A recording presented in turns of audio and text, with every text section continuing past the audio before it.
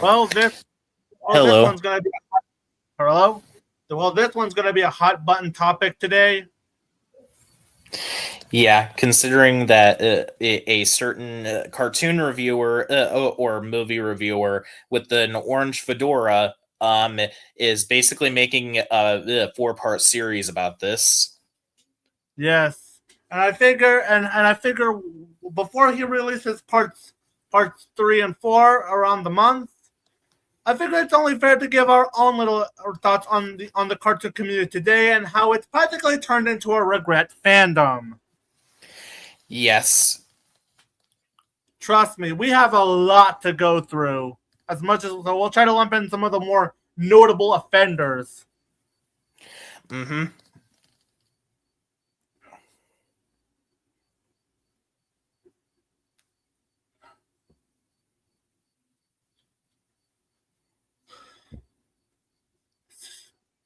Remember back when the cartoon community used to be cool, or at least interesting? Uh-huh. So, So currently we're talking about the cartoon community and how it's just turned into a regret fandom. all right. Mm-hmm.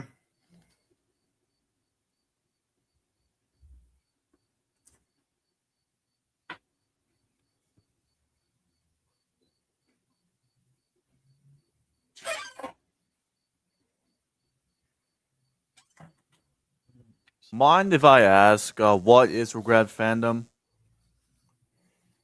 Regret fandom. Yeah. It's basically something that either you used to be a part of or it looks cool to you, but when you look back years later, you kind of just look back at it with no real fond feelings, or you kind of just regret even liking it. Oh, interesting.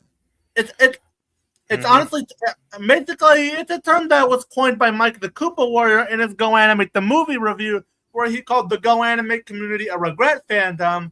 So I figured, but I think that also applies to the cartoon community today. Yep. To the point where it's honestly not become fun to even talk about cartoons or animated content. Not even fun to do it. There is so much like, trust me, we have a whole lot of insidious to get through. All right. So where do we? Oh yeah, I'm just waiting for at least Razor and Matthew to show up, and we'll be all set.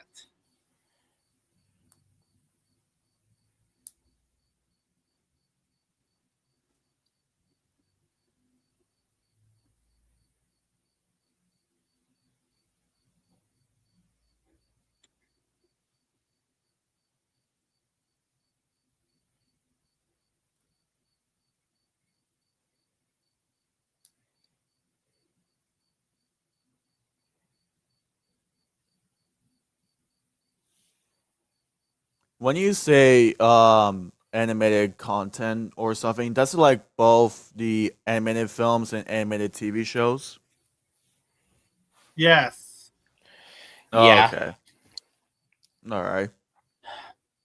like it's almost like ever since the start of this decade, it has turned out pretty much a nothing but a shit show. Though the cartoon community had this problem around the late 2010s. I still remember when people had such a hatred towards Thundercats Roar before it even came out, to the point where it encouraged someone to make a shooting threat against CalArts. Oh, shit. Good news. I'm here. Yep. Today we're going to be discussing about the cartoon community and how it's become a regret fandom for us. Yeah. Yes. Yeah. Mhm. Yeah. As I said, this was happening around the late 2010s as well. Mhm. Where do we Right. start with some of these people? Let's start Uh, with uh, uh, wait. uh, What do you oh, have, Sean? The thing to start this things off is that it's like these people never learned from what happened with Mr. Enter, where he decided to go after the writers of SpongeBob. Mm-hmm. Up to the point where he ended up leaking one of the show's writers' Twitter, and showing it to the public to the point where his own fan base went out of their way to harass them. Which regardless of what you think of Mr. Enter, that was the worst thing that he ever did, and he didn't do anything that was on that level ever again. Mm-hmm. Yeah, although you could argue the other worst thing he did was his infamous COVID takes. Right. Yeah. And of course, his turning red complaints, which he did apologize for that, which yeah. Although at least with Mr. Enter, he actually learned his lesson on not to do that, to the point where today he's been exposing people like Star Giant Productions, Chelsea the Cartoon Gal, as well as Emily Jones and Brony Fandom. Mm-hmm. Yep. Why don't we start with the amount of online harassment and how much bitching there is in that community?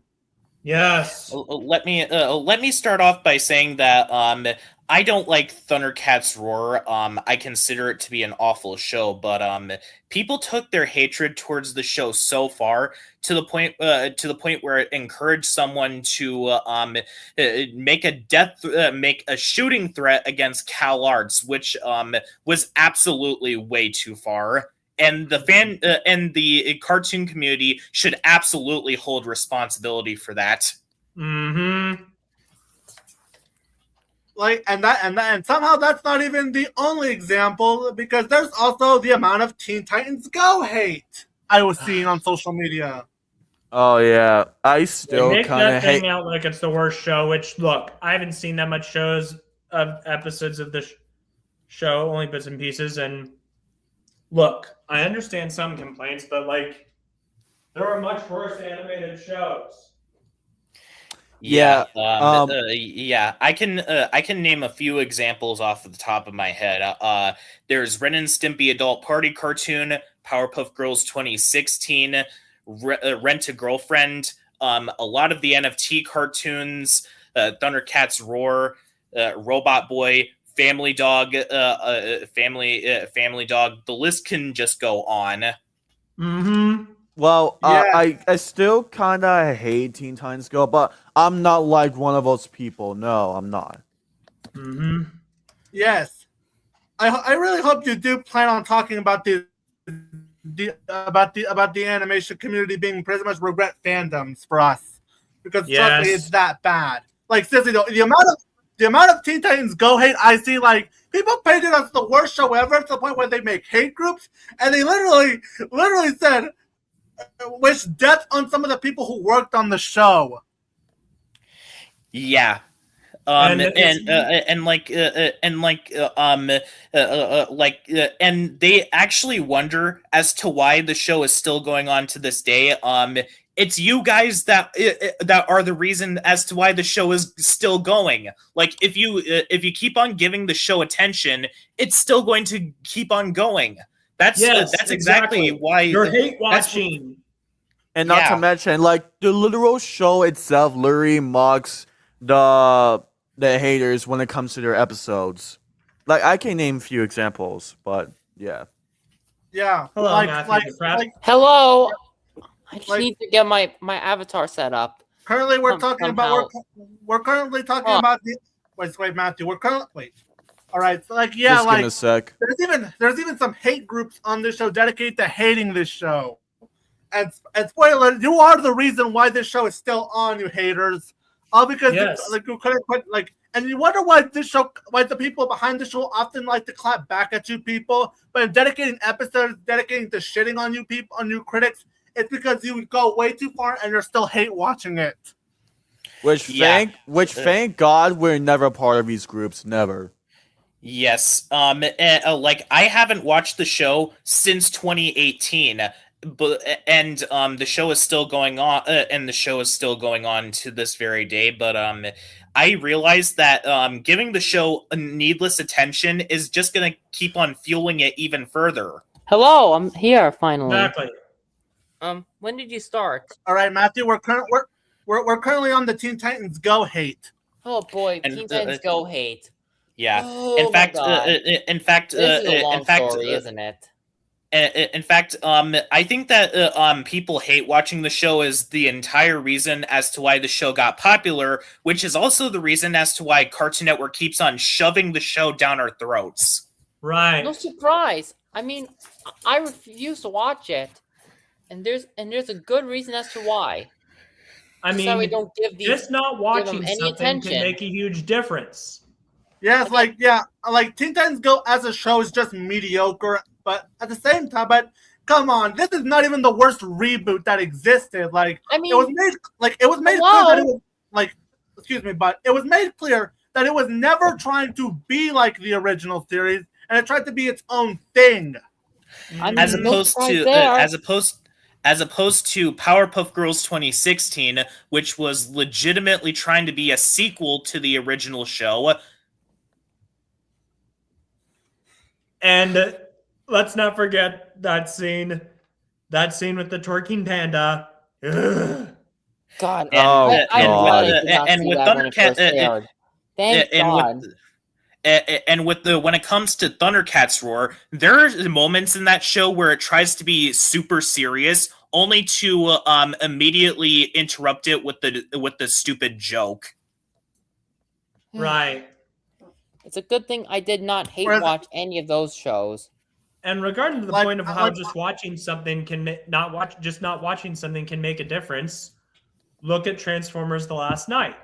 That film bombed, and future plans were scrapped. Same with the Tom Cruise Mummy movie. And by the way, and that also happened with the Snow White 2025, which by the way, hey Mr. Horse, you continually watching these remakes is just gonna give it more attention. Right. Oh, and same thing to the Like, grifters. there are these constantly movies- making so much I hate started videos on Rachel I'm not Ziegler. watching mentions, but then I thought, you know what? There are movies that I'm not going to even refuse to mention because that would just be free publicity. Hey, can I speak? Go ahead. So basically, hey grifters, mind that you guys have given too much attention to this movie as well. Yeah, which is actually leads to something, because back when I fell down the alt-right rabbit hole, unfortunately, I realized one of my realizations of like stopping these people. These people complain ad nauseum about certain movies, and then when the movie is finally out, they see it themselves. You don't see something that you're boycotting to. Oh, and let's not. And while we're on the topic of Teen Titans Go and these reboots getting a ton of attention because these haters keep on giving them attention, the only reason as to why Cal Art style even became an argument in this community in the first place is because they hated the teaser for Thundercats Roar so much that they decided to make this argument against this style, which I really do not care about about how these shows look, as long as they are animated well. Yeah. And by the way, Cal Arts was coined by John Crispolucci, so you're taking the terms from a rapist. Exactly. Yep. And before that did not just apply to Thundercats Roar. Oh, and way worse as a creator than Michael Jelenic and Aaron Horvath, and as a human being. Yeah. No surprise Which there. boggles my mind is there are people like they complain, like they villainize certain creators like just for making some certain creators. Meanwhile, there are creators who have done far worse things. Like Kyle Carosa. Mm-hmm. Julia Bickerman. No shit. Doug TenNapel. I That's could go exact- on. Doug TenNapel. That is my big Yes, comparison for and the Alex. other thing I thought the reboots were, that was also, of course, You can finish. speaking of people on the internet, people still keep bitching about. Let's also bring up some of the modern SpongeBob hate train since 2019. Oh my God. Yes. Oh, boy. AKA The Sponge Boomers, everyone. Yes. Yes, and this argument is referring to the fact that Steven Hillenburg did not approve of the stuff that happened after his death, which is false. Steven Hillenburg still continued to write episodes of the show, until his passing. Like the last episode in production that he worked on was Pineapple RV. Mm-hmm. What season was that? season 12. Oh, season Yes. 12. And Yeah, these people act like the new people behind the show are just disrespecting his legacy. Here's something that you need to know about the people behind the show, guys. Vincent Waller was someone that Steven Hillenburg trusted. yes. like, Furthermore, if do you anyone's so to he was- blame, it should be more of Nickelodeon, not the people behind New SpongeBob. yeah, like Nickelodeon's doing most of the milking here, while the writers and the animators are still doing the best they can just to honor Hillenburg's legacy. Now, granted, the Bikini Bottom was an awful movie, but that's beside the point. But at least they don't go as far as to shame the people behind it mercilessly. So what were we talking about? Same Bikini Bottom? Well, we're currently talking about the Sponge Boomers.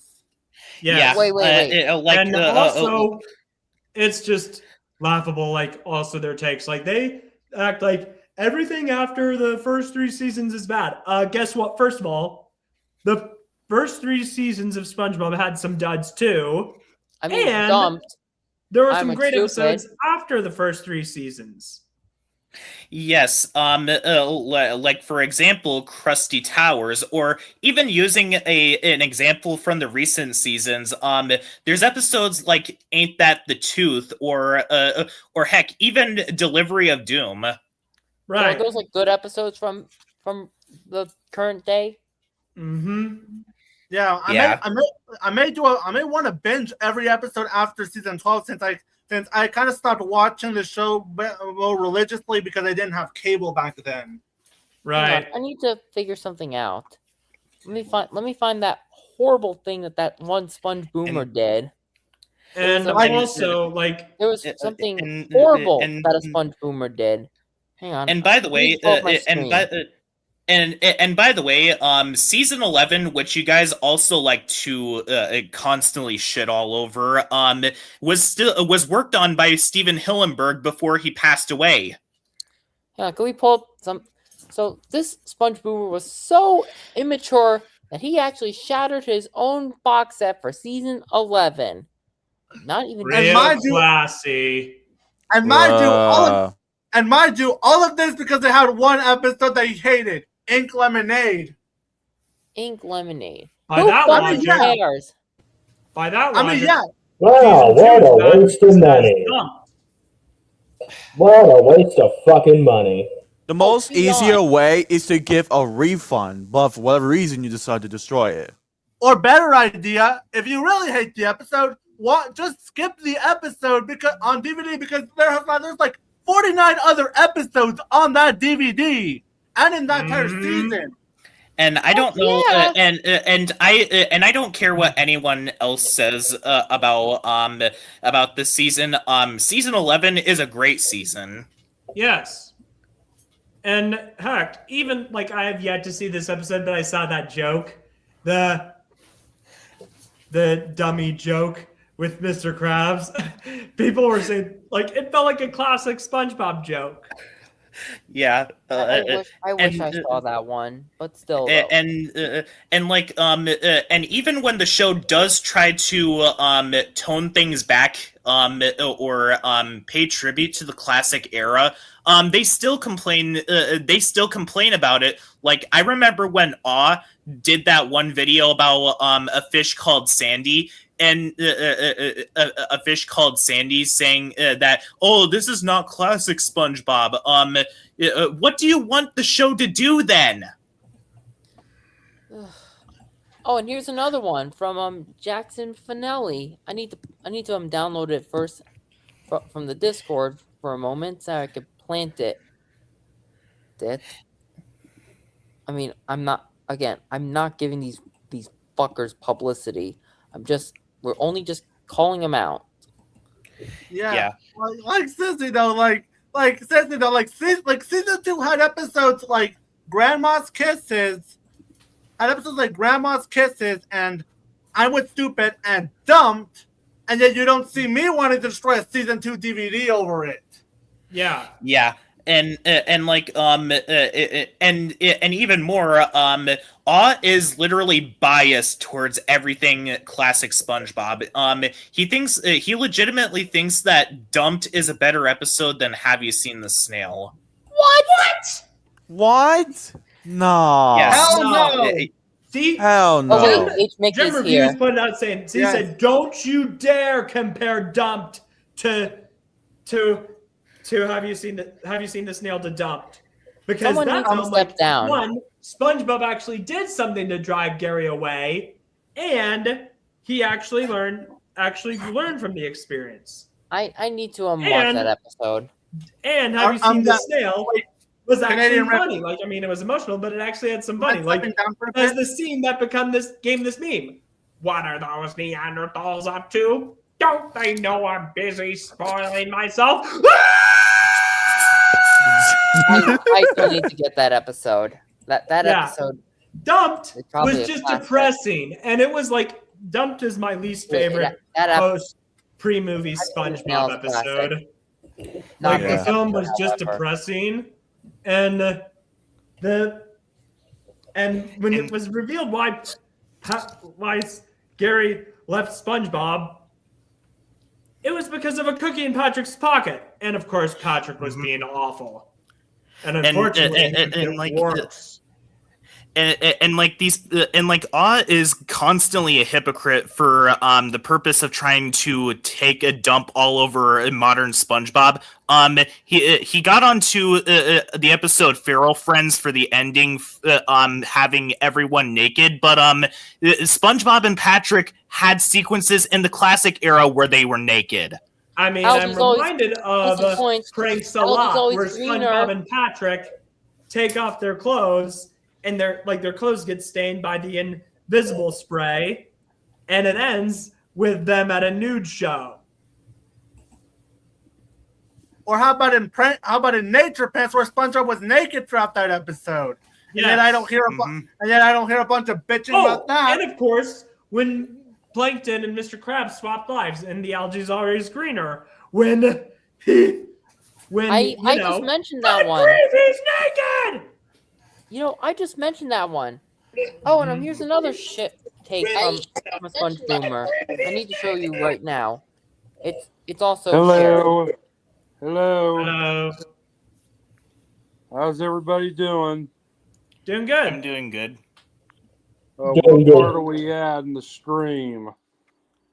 Wait, We're who's talking here? about Sponge Boomers. Henry Mockingbird. Oh, Henry Mockingbird. I You thought don't it was rem- Mickey for a Yeah, moment. you don't recognize my voice. Well, sorry for that. I We figure apologize, Mr. Mockingbird. we That's apologize. okay. All right, but first of all, we need to pull something else up that I've shared. Here's another terrible take from a Sponge Boomer. MCF, may you do Oh, wait. the honors. All right, I'm getting it up right now. Here's another dumb take from these losers. From Jackson Finelli. I finally made the choice of unsubscribing him, and it was a good choice. Yes, I watched him. I watched the Nosferatu video, but he glosses over other stuff. Come on. I mean, I like Plankton's army, but just for the sheer This amount is of one. memes, but who cares? Who cares about the other episode that he's trying to shit on?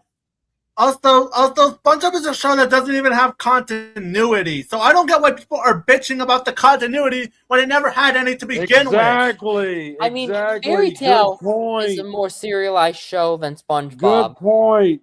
Very good point. It's just a slapsticky cartoon and nothing more than that. I mean, Yeah. Like the Fairy Looney Tale Tunes is a or serialized Tom program, and Yes, you Jerry. already said Fairy Tale is a serialized and yet show. that's the same length as SpongeBob, almost. Really, I mean, same length episode wise, nearly. I avoid watching any SpongeBob videos because I know they're just gonna say, "Oh, modern SpongeBob bad, pre-movie good," and I'm sick of hearing that to death. Yes, we do agree that the pre-movie seasons are the best era of SpongeBob, but at least we don't blindly shit on everything after the first movie. This is. I stopped watching SpongeBob after the movie, to be honest, and thanks to stuff like this, I'm glad. Like,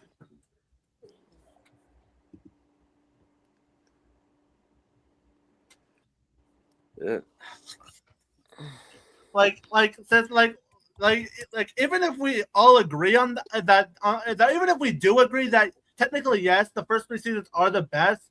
At least, like when we shit on SpongeBob, we tend to go for the entire frame on when it's actually bad. Like say season 6 to 8.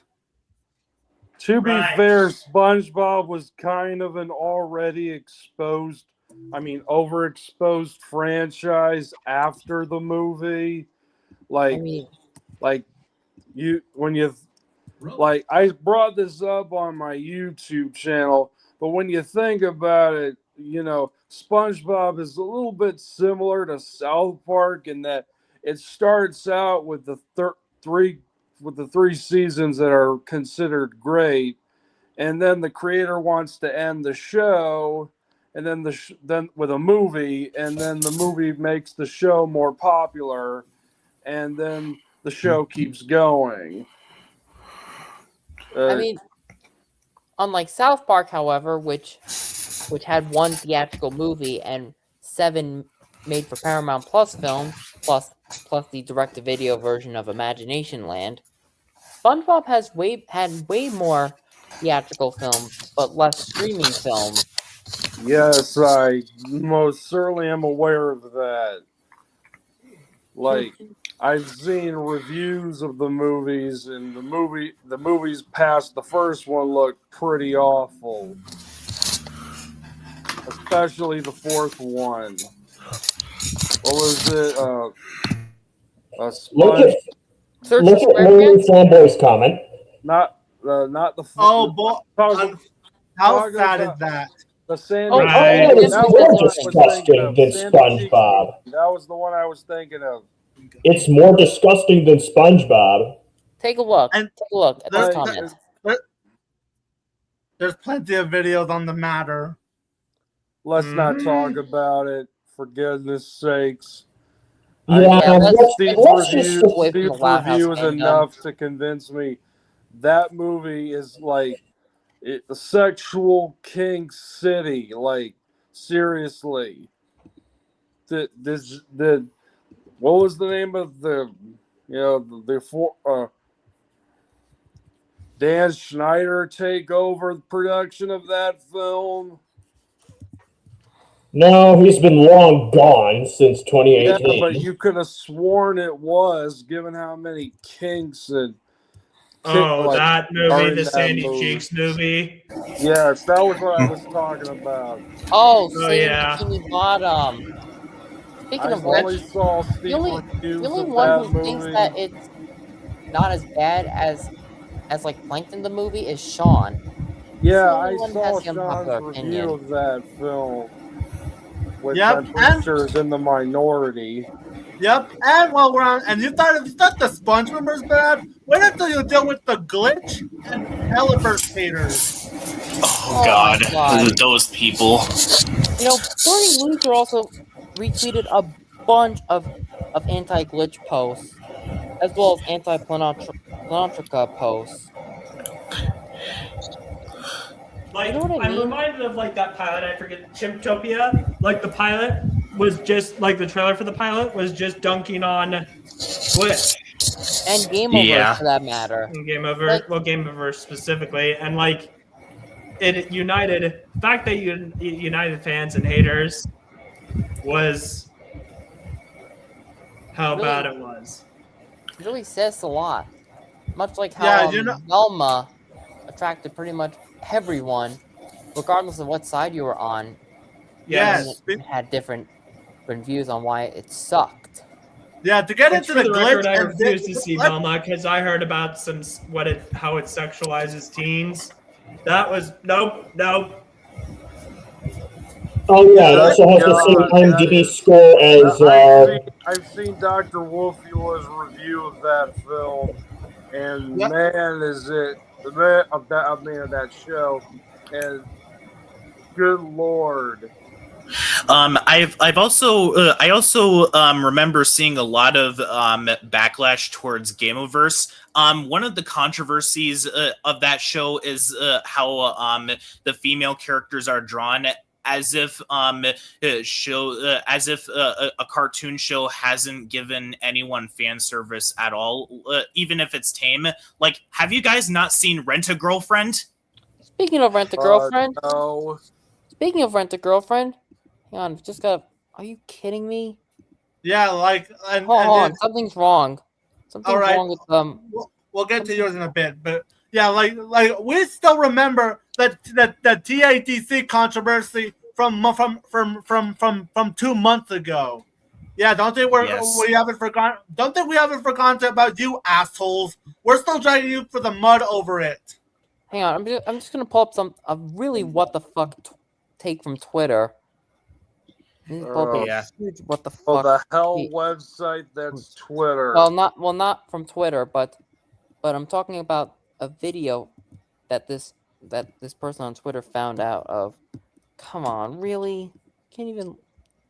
Do I even Really, wanna know I about refuse to see that? Rent a Girlfriend, but I just need to find the JPEG because, unfortunately, because Twitter is run by a bunch of morons. Thanks a lot, Elon Musk. Can't even save the image anymore. Hold on, are you kidding me? we see the image that is somehow worse than Rent a Girlfriend. There we go. Yeah, You mean the one with the character from Hell of a Boss on the thumbnail? That's just definitely huge what the fuck. trust me, we're gonna expect some rants about Twitter. Oh, Yeah. I need to find goodness that. I gracious. need to find And that I feel one like take people from. are just hating on Glitch just because Glitch has been the Successful. go-to for indie animators. I mean, it's Yeah. Let because me pull this up from the Discord. maybe that's Like, the reason. Because whenever someone gets successful, people always like to take them down. Like That's part of the part of being popular. There are a lot of people who hate on things because they're popular. Like, a lot of people forcibly change their opinion on Frozen because it's popular, to the point where a lot of misinformation ends up being spread about that movie. Like Elsa, especially, where they got onto her for shutting her sister out while ignoring the reason as to why she did this throughout the movie. No, Yeah. Come on. And that's not even getting to mention the fact on how much they're willing to harass not just Viv, but her crew who works on both shows to no that's end. just some BS, man. Just hate on someone because they're popular. Yeah, Like, that's I know that valid feeling, unfortunately, because there's this crap guy I on broke ties someone. with. He Yeah, hated because- on The Boys and Invincible just because they were popular. And, like, he would, he wrote this awful review on DeviantArt. Let me see if I can find it. I mean, Which, He- oh yeah, for the record, for the record, you don't have you shouldn't feel bad about having a Hell of a Boss poster. In fact, you should be kind of proud of it, as long as you don't like but as long as no stupid fucks go out of their way to harass you over it. Yes. Hang on. Which, by the way, what I was saying was, this guy, he hated on Invincible, like, just because it was popular, and he would... Care to share Razor Rex? I'm getting it. Before I could share the next one, I was having trouble trying to get it. Now, let me say this about Frozen. Yeah, I hate it, but that's because it's overexposed and it's just everywhere, and it kind of just gets on my nerves, and that's it. As long as you're not a complete ass about it, it should be fine. And I had criticisms even before that whole thing that Sean was talking about. Right. Okay, I'm working on it. Hold on, I was bringing it up. Let's see. Then like one of the memes that gets shared around is and I quote, "If it was written by Vivzy Pop, aka any show that has sex jokes and swears." I've said this in a community post, but just being adult being mature and adult doesn't always mean a show is necessarily good. Yeah. And the meme is like, that meme got old. Like, even Vizzy Pop killed it. And like, these people make Vizzy Pop out as if like she's the Antichrist, which I hope they don't. For some reason, it will George Lucas is what you were about to say. Yes, I was going to say. Let me like there are worse things out there than Vivzy Pop shows. Like take for instance a super offensive movie. And like I said, of that, Sean, and I've seen you guys talk about that movie here on the stream. Okay, found it. And I this is the review. Let's share yours before we share mine. All right. Yeah, if I can. Okay. My honest thoughts on Invincible.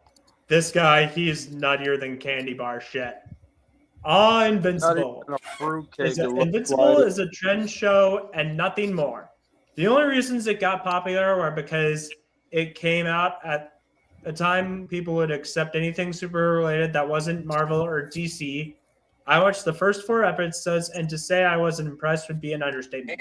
No, I do not plan on watching the rest of it anytime soon. What the? It is generic as hell. A generic as hell superhero show with bad animation and gore turned on. And frankly, the gore is tame compared to some of the violence Marvel and DC have to put in their books. Oh, you can write me essays about how this story is somehow brilliant and never been done before, unless you've read any comic ever, and go on about how it is acclaimed, but it does not matter. You know why? Because The Boys is also acclaimed, and you all should know my thoughts on that show. I've seen what makes you cheer, so your boos mean nothing to me. And so you admitted that you didn't even watch all of the episodes of the show. Here's something to know.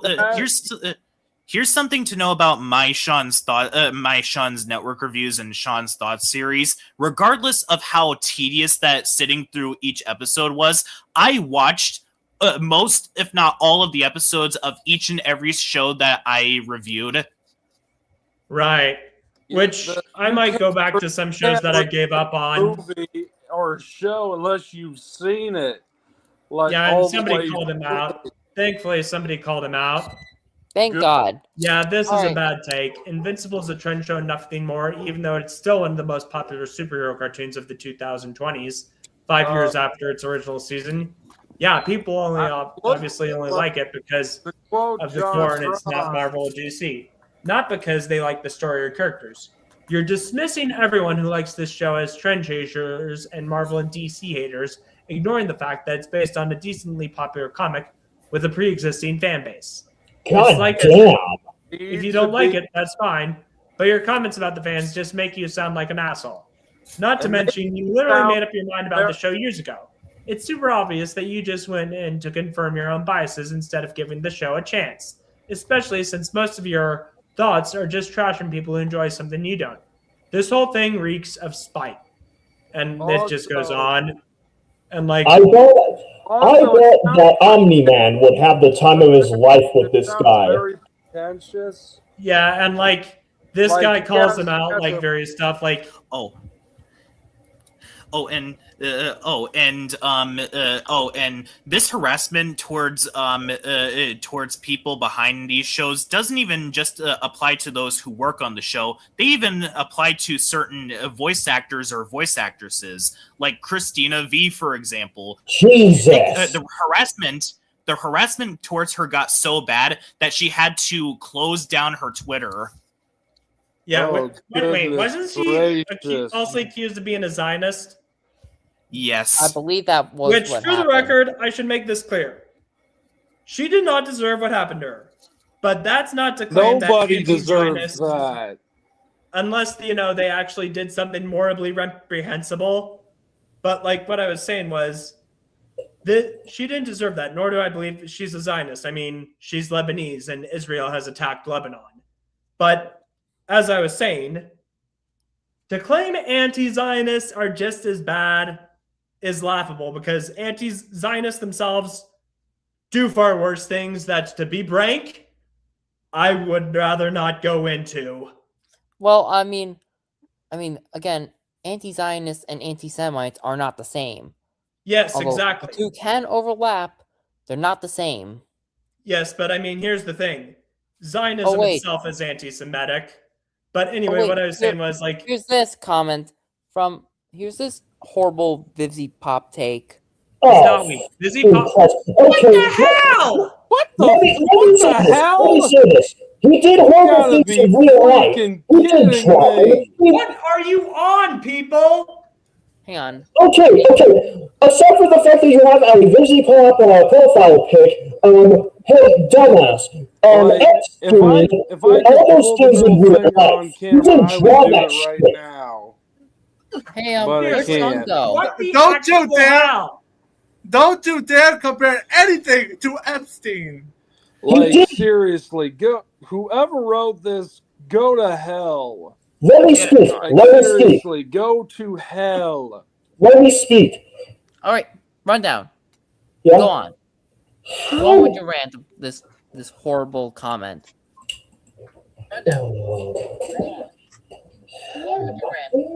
This horrible comment.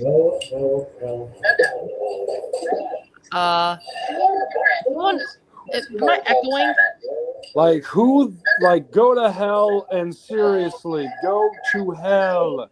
Whoever wrote this comment. If you somehow think that Go. my hate is because my guess is that it's misogyny. Hey guys, I hear echoing everywhere. I hear it too. Henry Mockingbird, to run down. Oh, pardon me. I think one of us maybe have an extra tab open.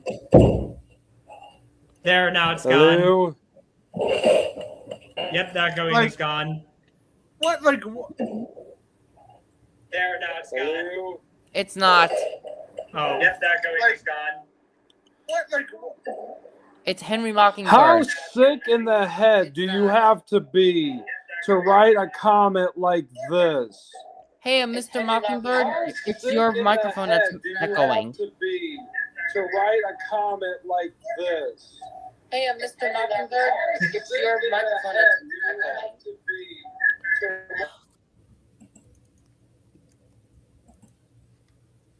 All right, there we go. Right. What is wrong with this person? Yeah. Well, Like, Epstein didn't draw anything. He did all those horrible things in his actual real life.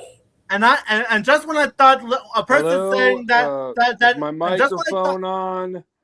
wait, let me speak.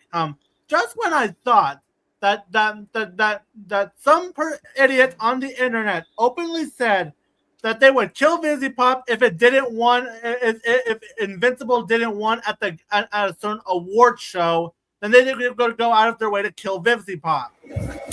Sorry about that. My internet was disconnected temporarily. I That know the explains why feeling. we ended up losing you. All right. Yeah. Here's another Right. terrible thing. Let's move on to the fixed discourse. Right. Oh yeah. Which, look, I agree Fixed was a mediocre movie, but if anything, the animation was one of the better aspects of the film. I mean, And like I said, it's not like these people did something morbidly reprehensible. Like, you know, there are animators who work in animation who are actually awful people, like, you know, John Kay and Kyle Carosa. seriously, you want? I Yes. feel like people compare Fixed to like My Life as Inukai-san's dog, which is actual bestiality. Yeah, And reminder, there were people who actually defended cuties. yes, Black Critter guy. yes. Sneeko. And which, by the way, Fixed was just people like hate on Fixed just for being raunchy and gross. When if anything, I make the case that it wasn't raunchy and gross enough.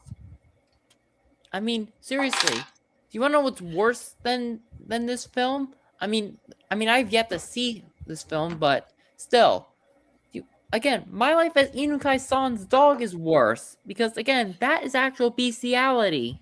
Or heck, Island of Giant Insects, which watching that film made me feel dirty, and ugh. And mind you, Yes. I took all the time out of my life to retime the subtitles and whatnot so I could sync up to the copies I had.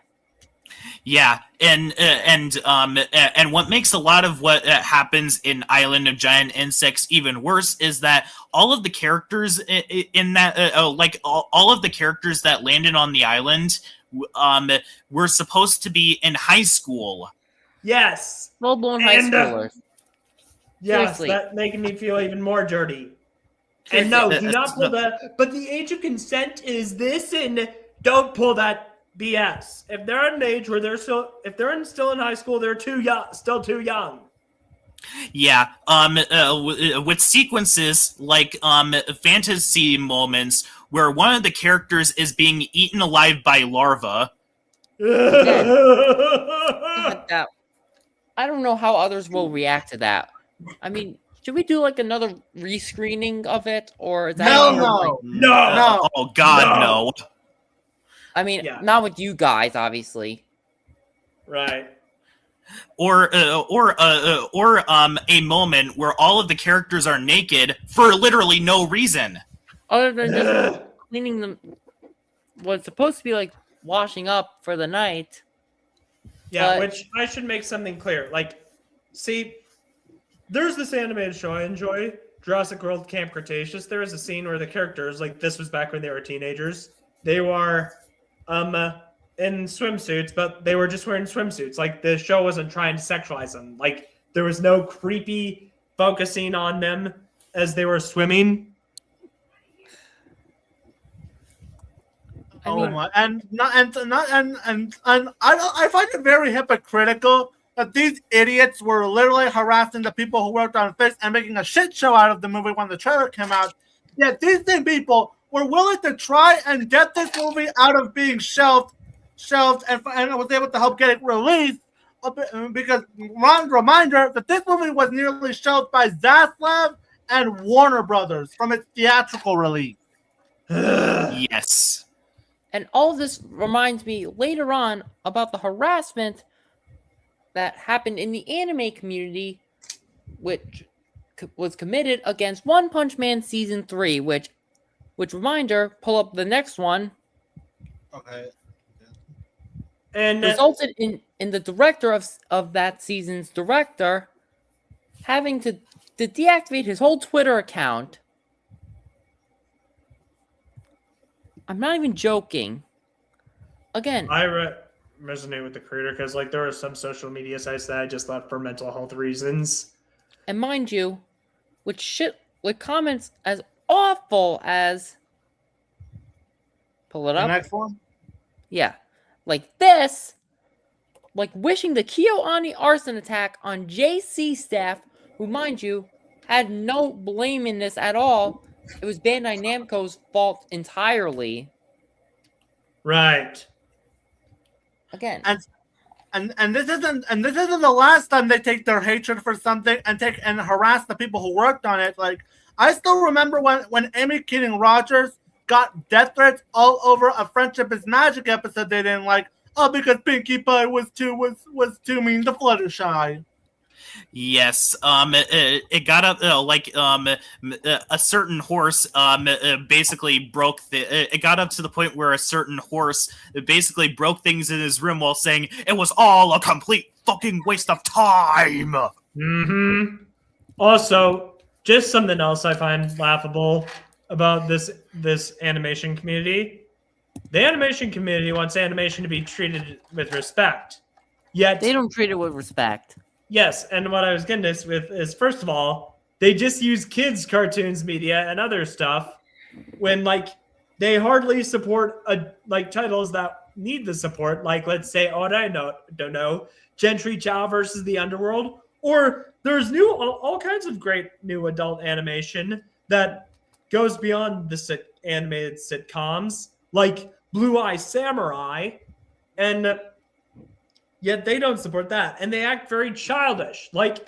And they complain about adult animation, like they would for a while. Family Guy was the punching bag. I've heard newer seasons of Family Guy are better, but they complained about Family Guy as the bane of adult animation when that they act just as immature as Family Guy can be at times. And also, Disney didn't ruin Family Guy. Let me do it again. Bro, Family Guy was ruined when Disney bought it. Mm-hmm. Yeah. Just had to do that. Yeah. Here's the I could understand not liking most adult animated shows, considering that a lot of them feel like carbon copies of South Park and Family Guy. Heck, there are some movies that we watched that basically have this exact type of humor where they think that just being shocking and vulgar is automatically the pinnacle of comedy, like Hell and Back or a super offensive movie.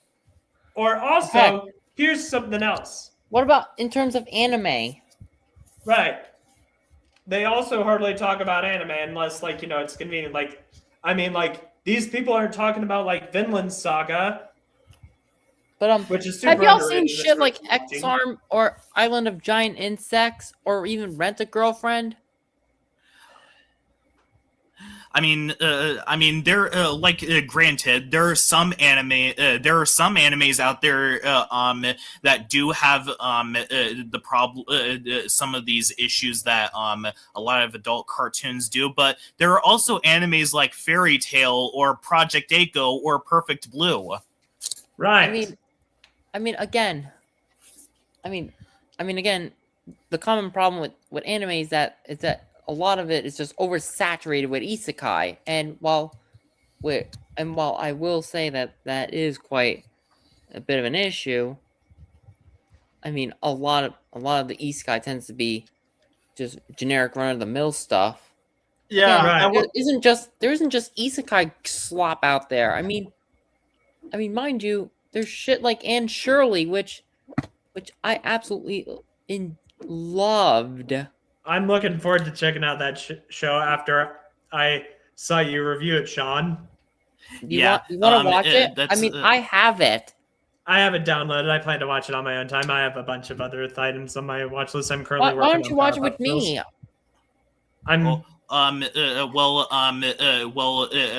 Matthew the Prep does have the show on his Plex server. I have it on downloaded. All right, so I'll gladly share it with you, Razor Rex. I already have the show downloaded. Thanks, though. And now we move on to the worst social media platform today, Twitter. I'm glad I left that site before Musk made it go from bad to worse. I never joined Twitter to begin with, so I dodged a massive bullet. Mm-hmm. Let's get into And no, I'm not calling Twitter. it X. Particularly, Yes. the animation is cinema idiots. Right. Those people. Which, Cartoon, she did a great video on it. And like, here's what's really put it back. Like, it was actually what I was saying. Like, they want animation to be taken seriously and seen as an art form. Yet what they use doesn't help their case. They use things like the Mario movie, which I like the Mario movie, but it's not the type of example to use to prove that animation is cinema. Like, how about instead we use Little Amelie or Blue Eyes Samurai? Granted, that's a show. Or What about Suzume? Suzume, that too.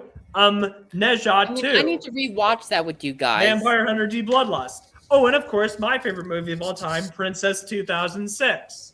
Oh, and Shudder's stop motion. Right. So, what do you Oh, say? and also Mad God. Granted, that film is not for everyone, but still. And Should The we Spine of rewatch Night. Suzume one day? Right. What do you think? Should we rewatch that film? I would love to. What film? Suzume. Oh, I love that film. I'd be down for watching it. All right, maybe I'm like someday before we head back to college. All right. Like says they're like play a drinking game for what? Like they also use Ruby Gilman as part of animation as cinema. A film that was just forgettable at best. And there was one tweet that had Oppenheimer. Oppenheimer is not an animated movie, guys. It's a Christopher Nolan live action film. Which, let me put it this way. If you wanted the animation to be taken seriously, why not support that stuff? And like, imagine like if people wanted to prove that superhero movies were cinema, and instead of using stuff like the Spider-Verse movies or the Batman or the new Christopher Reeves Batman. Oh wait, no wait. Forget that. Sorry about that. I accidentally was looking Got through the my name wrong. finder. Or the new Batman movies, like the Batman, and instead of using those films as an example of these are what superhero movies can be, and instead people just use stuff like Thor: Love and Thunder, Ant-Man and the Wasp: Quantumania, and you get the idea. And of course, Morbius. Oh my god. What about Yeah. Madam Web? Do they use that trash? Yeah, like imagine if people started using those instead to prove their point. Or what if, like, instead of for kaiju movies to prove that those movies are cinema, instead of using stuff like Godzilla -1, Or Shin They- Godzilla? they used Godzilla King of the Monsters, which look, if you like that film, that's fine, but that film is not exactly going to help make the case. All right. And yeah, like says it's like almost all the animation and cinema twits who still use it. I question if they even watch actual movies or shows. Right. Mm-hmm. I have another complaint about these dorks. Here's another thing that has sprung up as of late, and it's regarding the Bluey movie.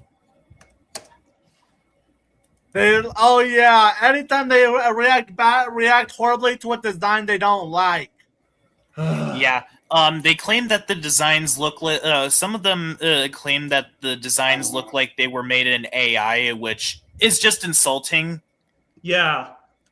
Which, like, that brings us to the AI people, like the people that say this is worse than AI, or like saying something is worse than AI.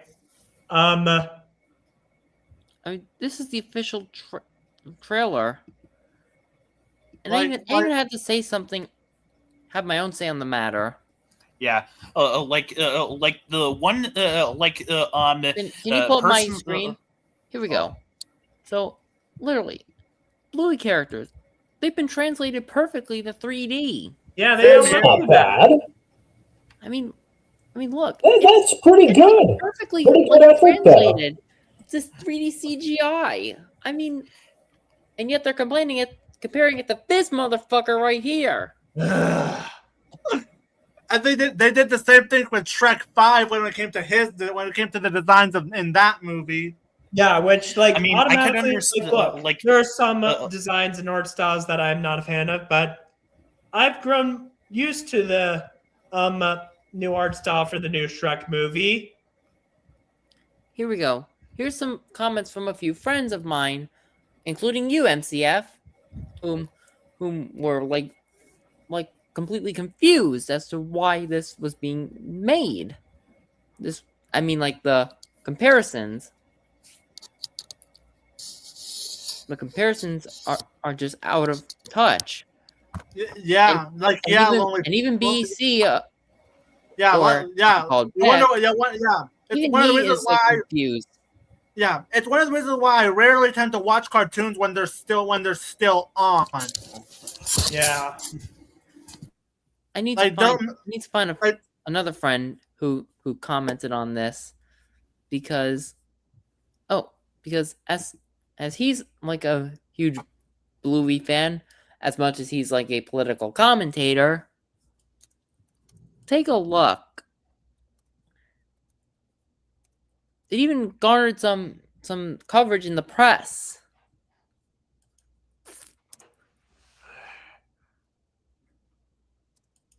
Like top 5. Here we go.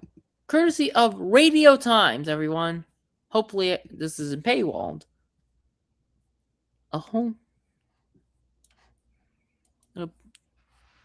Seriously. Looks fantastic.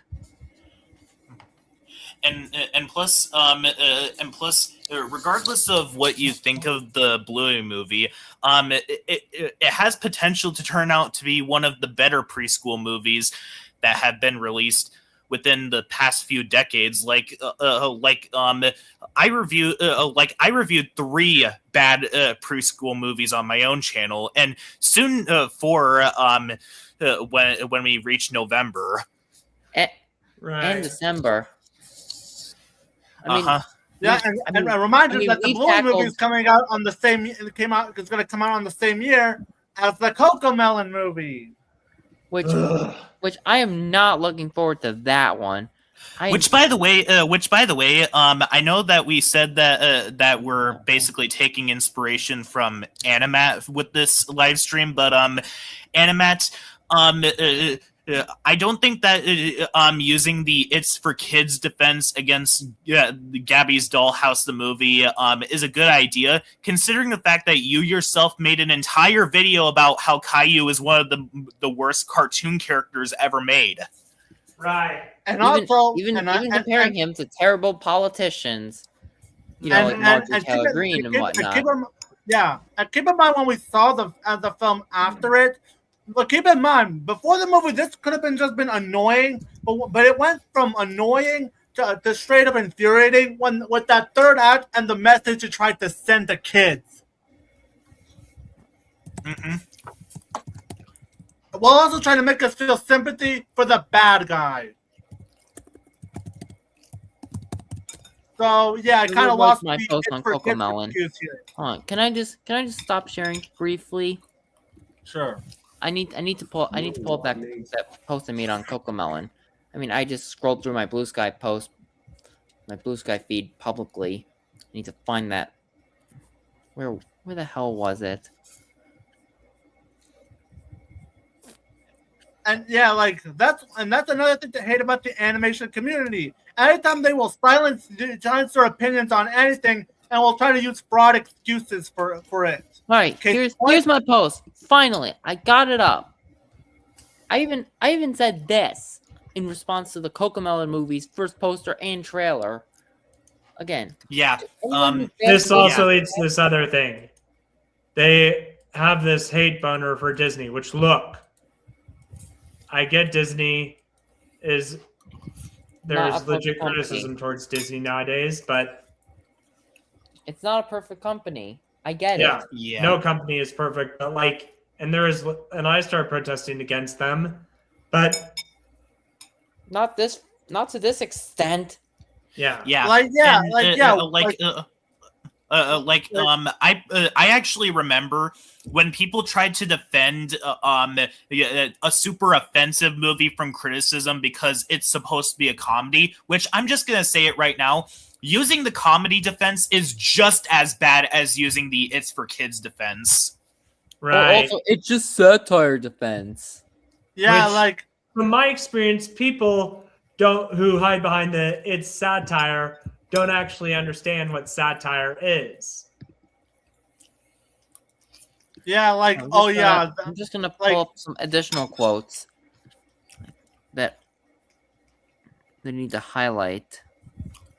That I need to highlight because again, wasn't the only one who's had a word on this atrocity known as the Cocomelon movie. Again, I'm not seeing it, and for obvious reasons. Oh, it's the next Yeah, one. I've not seen it. I mean, again, it's Yeah. on my blacklist for a reason. Especially considering the fact that the original show it basically ruins a child's attention span. Mm-hmm. Mhm. All right, here's something from a friend. Oh, from one of my followers. Rye goes pop. Yeah, hard pass. We'll be sitting for Beyond the Spider-Verse instead. Mm-hmm. I am but- so waiting for that Cocomelon movie to flop. Oh, it's. I'm not oh, going to it's even gonna- see it. I can't wait for it to flop. But here's a terrible take. Oh wait, never mind. It's a sarcastic take. Never mind. I misunderstood. Yes, like and yeah, like how many times do you see the "it's for kids" excuse? I thought that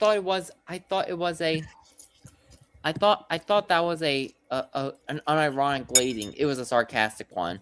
But Yeah, and again, The- here's another friend of mine that has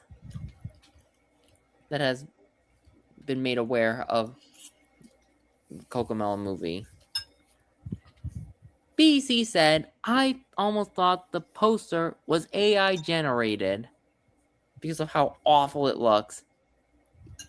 Wildcat said, where's the anti-Disney crowd now?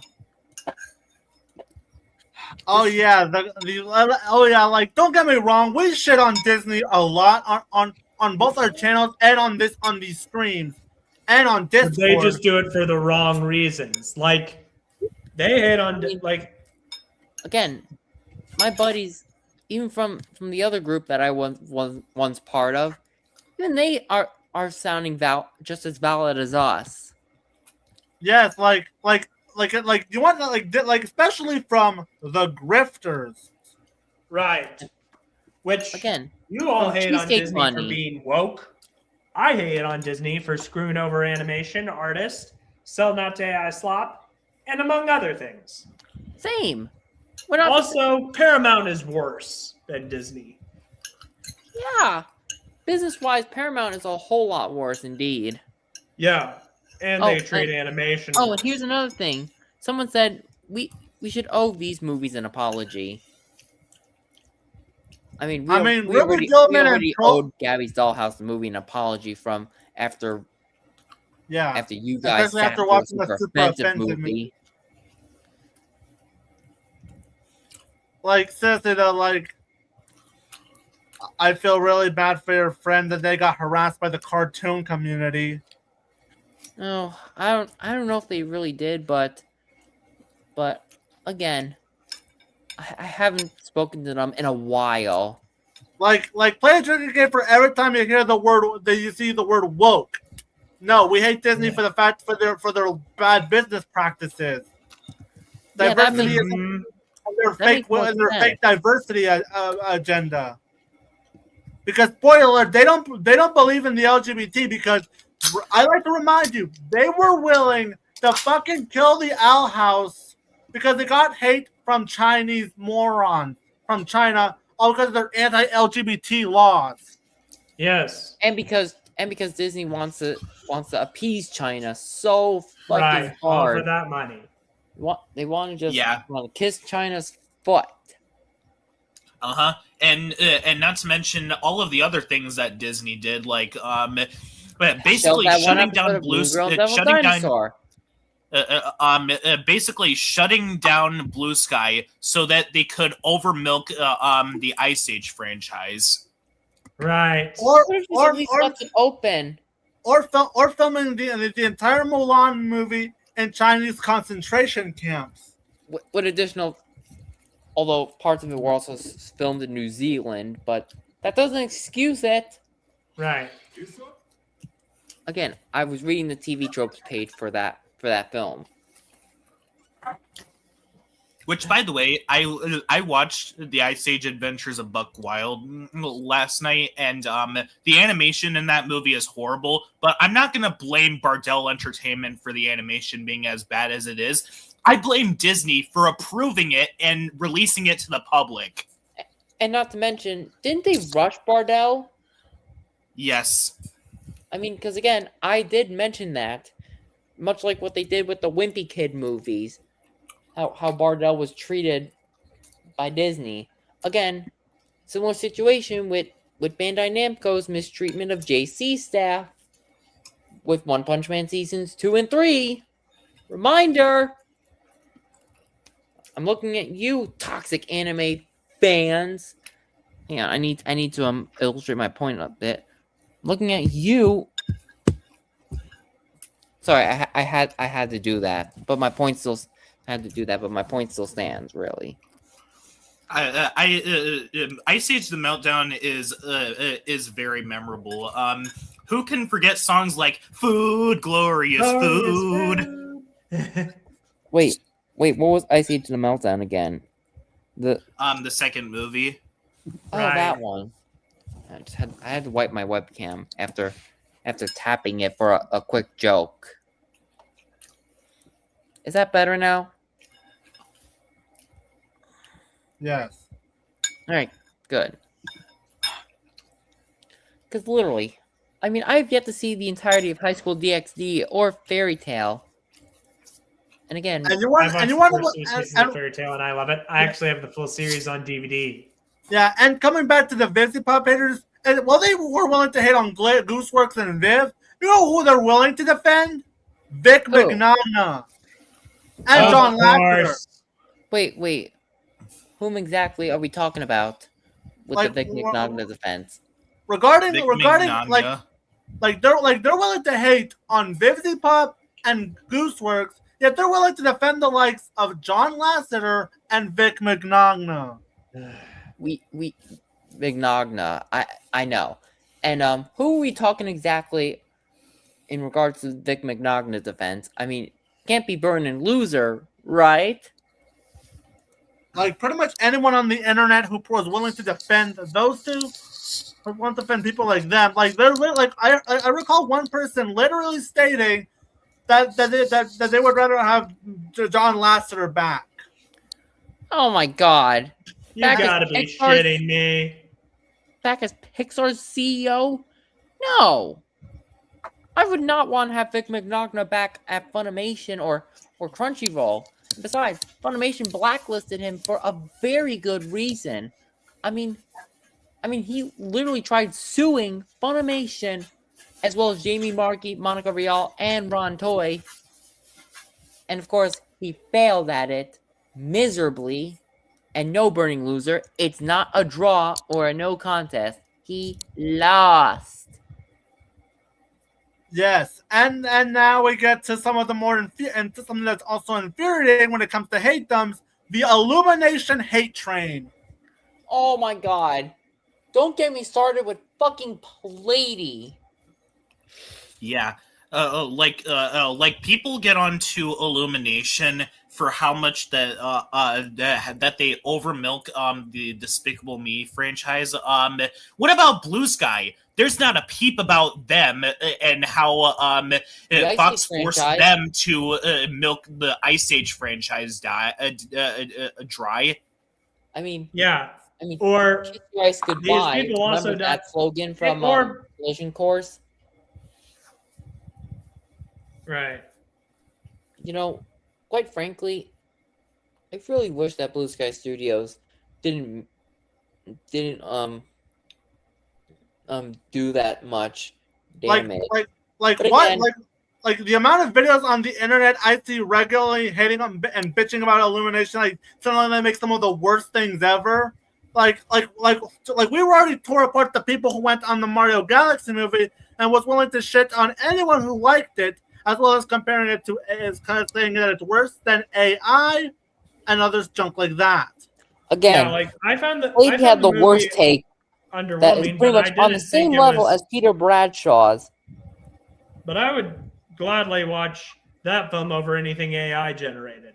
Same. And again, I've yet Yeah. to see the Mario Galaxy movie, and even though I don't have plans on doing so, I'd rather much watch that over AI slop. Because I again, will Yeah. take the worst human-made animated movie over the best AI-generated animated movie.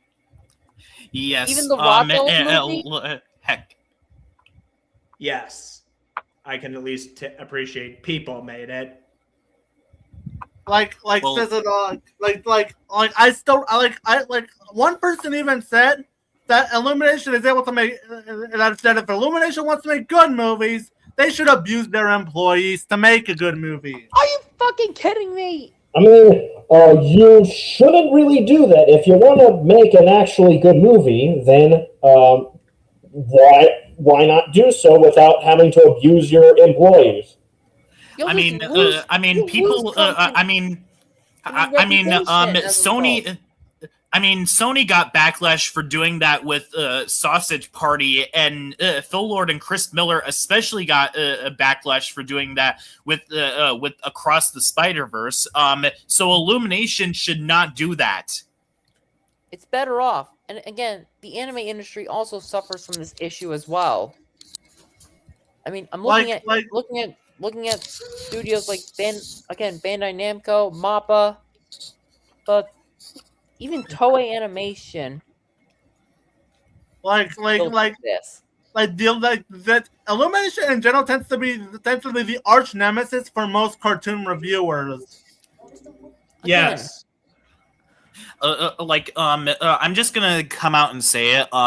There is more than one good Illumination movie, guys.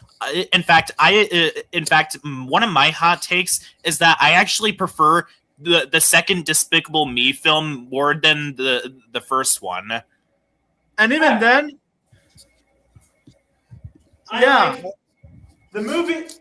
Minions, the newer Minions movies are actually better than the newer Despicable Me movies because they're at least willing to experiment. Speaking of which, I still need to see those movies. I mean, I've been living under a rock when it comes to Illumination, aside from like the Mario movie. But what is Illumination's worst movie that most people can agree on? I think most people can agree. Yeah, the worst that an we Illumination suffered to hop on a live on Discord call, and it was not bad, but it was certainly not. But it's definitely not the best. Well, I considered it to be just bad, but it was bad. Yeah. But it definitely was not like the worst. Again, the only sequences in that movie that were actually painful were the infamous sequence where EB basically poops jelly beans on the main character on Fred's car, as well as the painful sequence where EB gets spooked by children in bunny costumes to the point where Fred has to use EB as a puppet. But that's really about it. I mean, again, here's another thing. And this is the reason why Illumination doesn't really make live-action hybrids anymore. And speaking of live-action hybrids, I do have a comment right over here. Let's see it. Universal itself is more... Oh yeah, Woody Woodpecker 2017. Unlike Illumination, it is actually justified to say so. Right. Yeah. And by the way, I agree that the Lorax 2012 is bad, but at least it has the funny memes, unlike that god awful Animal Farm 2026. Look at all this deliciousness. They want this. Let it die. Let it. Like that. All that stuff. Let it Yes. die. What else? as well as Oh, as well Mr. as, Chloe-tastic is in the chat. okay. Can we boot Chloe Tastic out? I apparently he deleted his comments.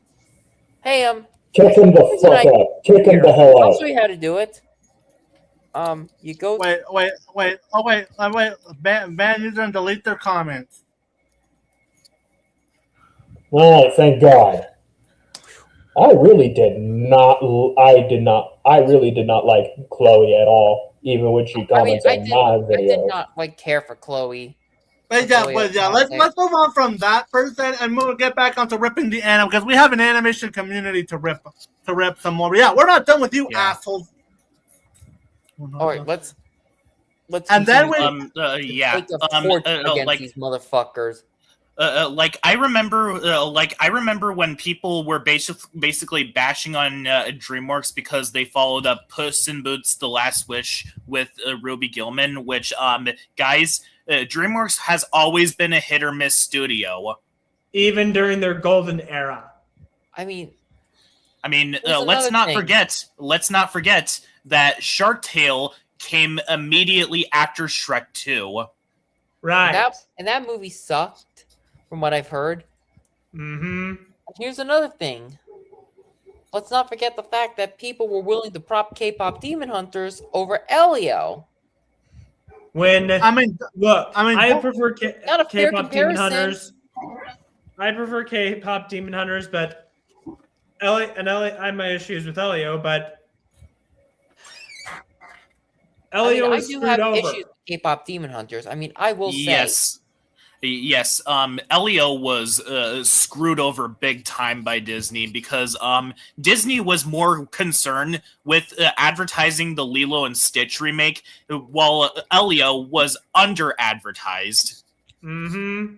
Again, they want to milk live action remakes over original ideas. Heck, even sequels get screwed over because of these live action dung piles.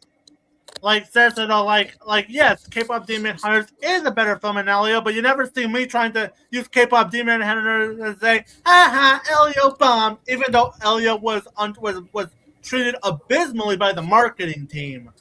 Mm-hmm. Again, yes, I mean, I get to see Elio, and yes, I do have some problems with K-pop Demon Hunters, like you know how the ending felt like a cliffhanger.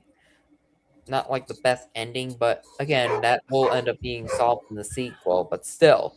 Yeah, don't get me started on how much the animation community really loves to weaponize stuff they hate. You see those anti-Vivzy Pop videos? They also got to weaponize other stuff against her. Xerix at one point literally made a video propping up Beavis and Butthead to slander the Hellenverse.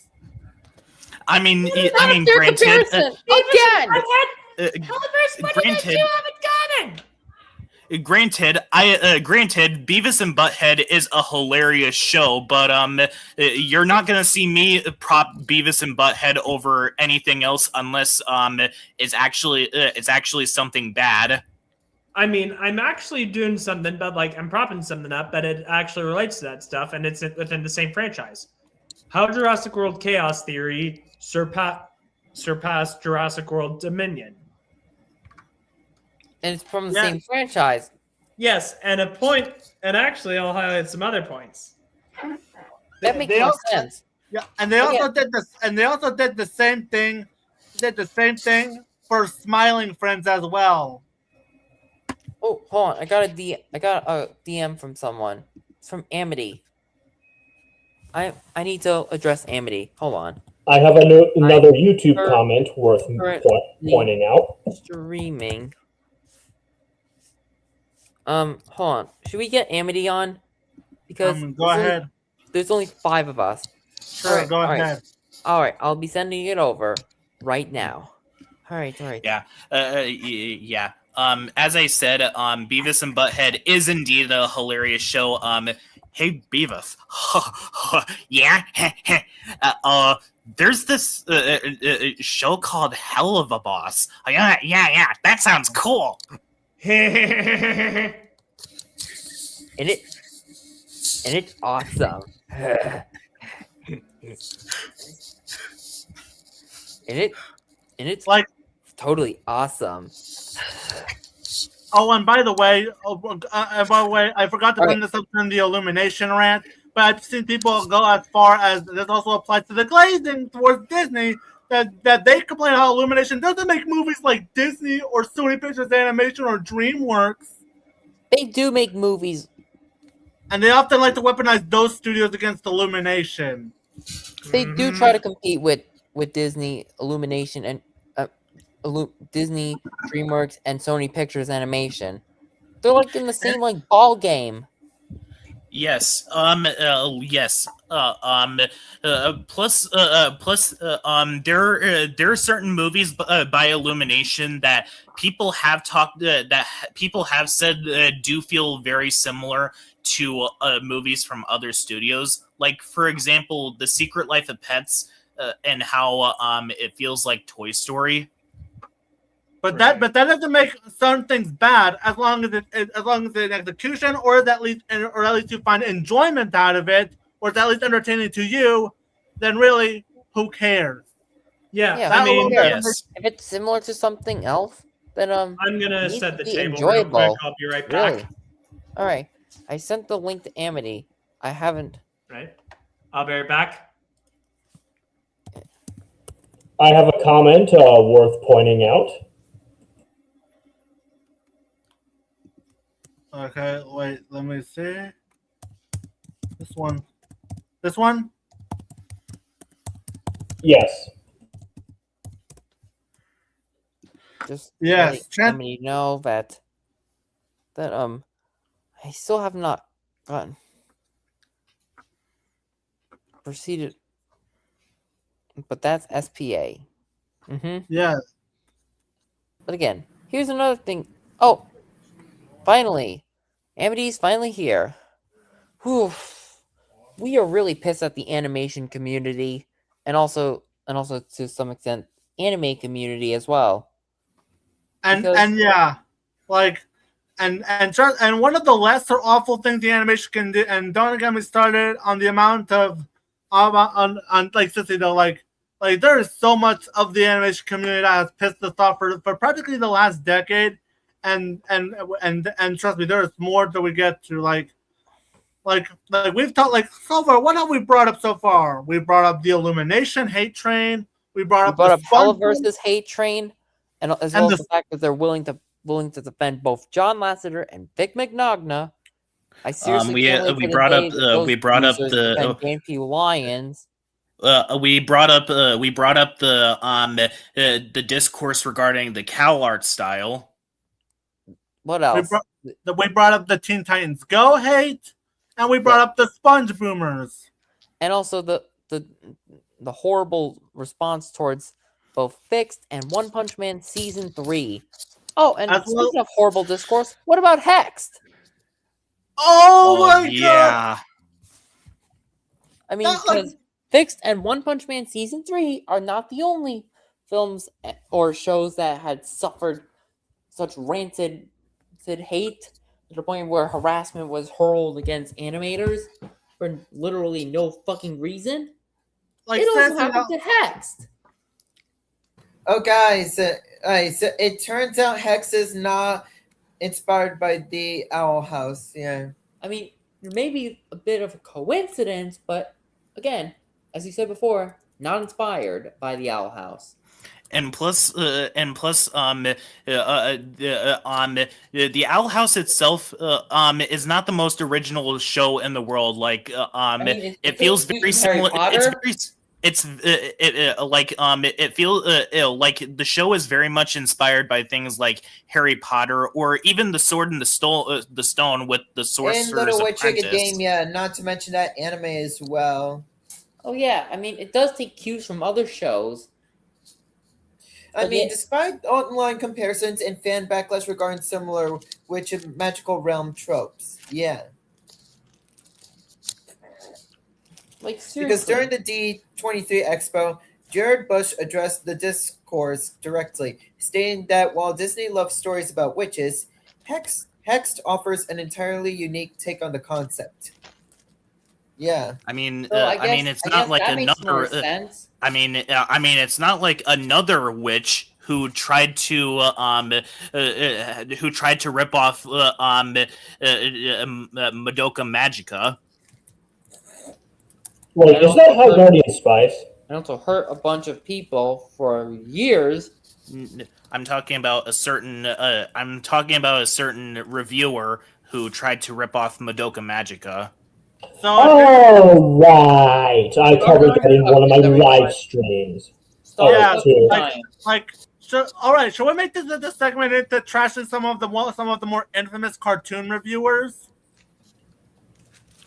I see why not. That one, get on. Tear apart. Who the do we bad start with guys. trashing from this community, from the infamous animation community, who tend to be one of the more worst offenders in this regard? I mean, hello, I'm back. All right, we Razor. We briefly brought up the Hex controversy. All right, where people are saying, "Oh, it looks like a ripoff." Now, look, I don't know. My expectations are low, but not because it's a ripoff of the Owl House. Just because it looks similar doesn't automatically make it a ripoff. Or have coincidences. Yeah, I mean, I'm looking forward to this animated movie, Monster Mia, and it looks similar to the Owl House and the Hotel Transylvania, but it technically came out before the Owl House because it was based off of a German book series. Yeah, that just goes to show the animation community can't be bothered. First. Like that goes to show that. Wait a minute. That also goes to show how much the animation community can't be bothered to put in any actual research. Right. Here's another thing. Should we tear apart should we start off with Let's start with some of our more recurring punching bags in this community. Who could that be? We could obviously start with the obvious offender, Mr. Horse. I was just about to say that one, quite frankly. He legitimately call casual viewers who don't know about internet discourse who goes to see Disney movies a slave. Which absolutely is ridiculous. I mean, we're talking about the same racist asshole who wished death on black people over a gaming in one of his gaming rants. Yes. Right. Yeah. We're talking about DS Station, but a nickname that we give him is Mr. Horse, which was coined by Cartoon She. Mm-hmm. And has since appeared on his official YouTube wiki page. Yeah, and not to mention either, he's the nickname that we gave Mr. Horse comes from Ren and Stimpy, at least the original run of Ren and Stimpy. Right.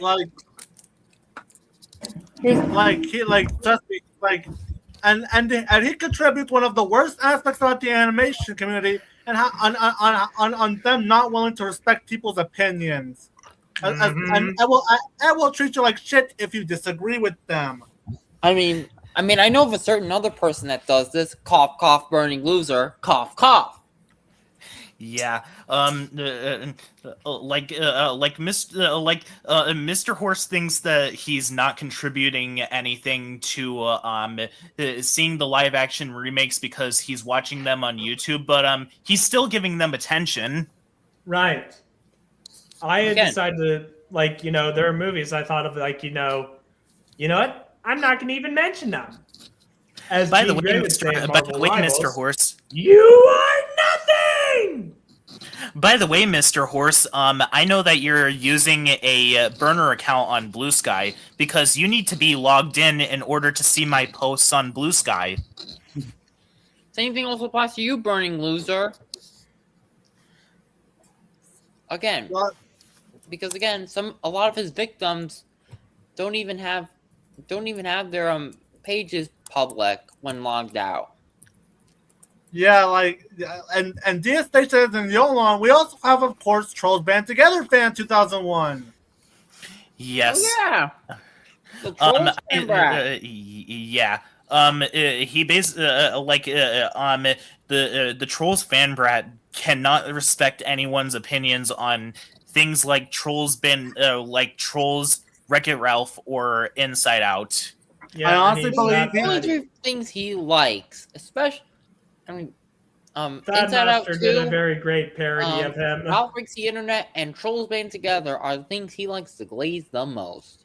Yes, and he made hate art and was willing to make videos about them being killed over them not liking Trolls Band Together, including Shea Frillis, Animat, and Harry Thomas.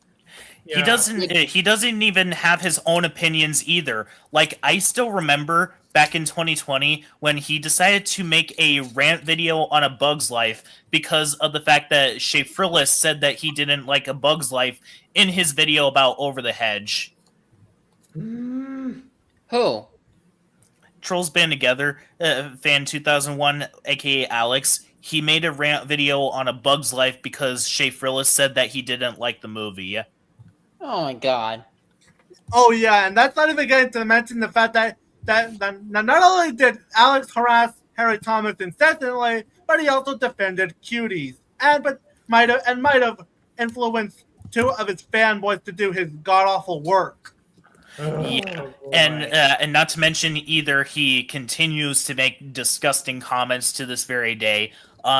His Spider-Man, his video on the recent Spider-Man movie had him say that the webs or something looks like jizz. Ew! Gross! Wait, where's that video again? Did he delete it? It's regarding its Brand New Day comment. It's regarding Brand New Day, but thankfully though, Party Planet Preston was able to upload the bit. Yes. Where was it? Take a drink. I have an entire letterbox list of all the movies that Alex decided to hate on, solely despite people he doesn't like. Like, he also did the same thing with the Owl House as well. Yeah, despite the fact that he even watched the Owl House. Okay, let me talk, please. I did cover that Owl House review that he did. I haven't seen the show at that time, but I can know damn well that it was bullshit. It wasn't until I've seen it and I've rewatched it to the second time and rewatching it to the third time currently. Excuse me. It wasn't until Dana Terrace made that AI post giving the middle finger to Disney that I went ahead and watched it anyway. Excuse me. Can I say something? I watched the whole show with you guys. Yeah. I watched the whole show. And it was like in his video about the Owl House, he got the names of Luz and Amity wrong, proving that he didn't watch the show. Was it Xerox?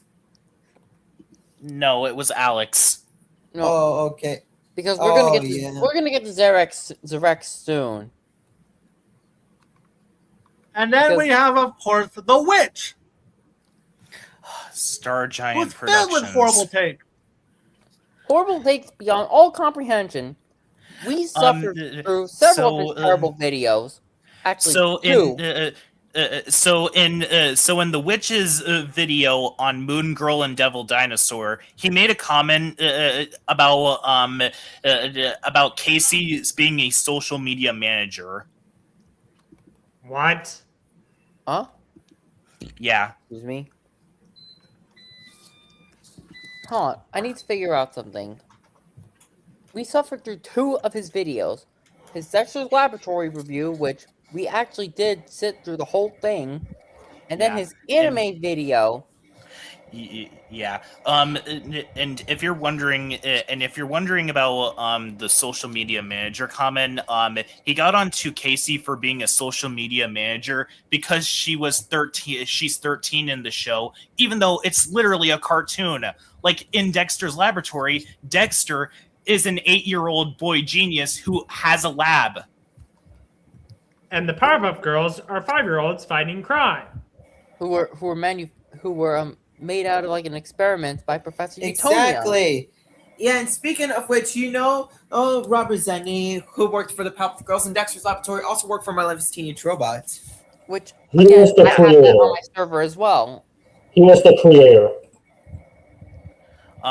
And fun fact about My Life as a Teenage Robot, that's a show about a teenage a robot in the shape of a teenage girl fighting crime. Yeah, well, wanted to live a life as a normal teenager. So Ryan's comment about a 13-year-old being a social media manager makes zero sense. But can we also get to the worst video that we suffered through? The anime animes and one. Because mind you, we could not finish that video. Yeah. We bailed yes. at literally the moment where he showed his atrocious artwork. Yeah. That was disgusting. And for the rest of the call, we just watched through some of my videos, including the ones that haven't been released yet. I mean, that was just awful beyond all comprehension. And this is what motivated me to do the quest that I am on right now. You know, with having someone that I made acquaintances with who is an artist. I mean, he's drawing up a manga panel of pretty much the Madoka Magica cast annihilating Star Giant Productions. Yeah. That's and the guy though, and the guy has have hit it to the point where and the guy I don't know if I'm going to be able to finish it on Thursday, which is like and the guy deadline. has and the guy has double standards up the wazoo. He literally gets onto shows and movies for being dark and depressing when Madoka Magica is dark and depressing. Again, what else does he glaze? He constantly glazes Amphibia, and basically uses it to shit on the Owl House. Oh yeah. Even though they're from different sets of Gravity Falls alumni, Matt Braley and Dana Terrace, respectively. Yeah, like Ryan literally goes as far as to say that the Owl House is a ripoff of Amphibia. It's not. No, they're not. It's not the same company anyway. They're from the same goddamn company. Oh, and by the way, Mat Brunet and Dana Terrace are friends. Yeah. Mm-hmm. Yes. They should both call out Star Giant Productions for that awful take. And How come they and on haven't? top of and also it's kind of hard to know what his opinions on things are anymore because he constantly switches his opinions 24/7. I mean, come on. Much like Alex. At one point, he said that the South Park Pandemic special was the worst animation of all time, but then switched it over to the Fairly Odd Parents episode of Farm Pit. Mm-hmm. Bro literally does not know what he's fucking talking about. Like, yeah. I mean, that's kind of literally a childish movie made. Like, yeah. Like, seriously. I can't comprehend this dork. Yes, he is. I can't even comprehend him at all. Exactly. Like, I've yet to see Amphibia, although I may get around to that soon if we end up doing a watch party on Discord. Hopefully we can, but it'll probably have to be like next year because again, my schedule for this semester is going to be packed.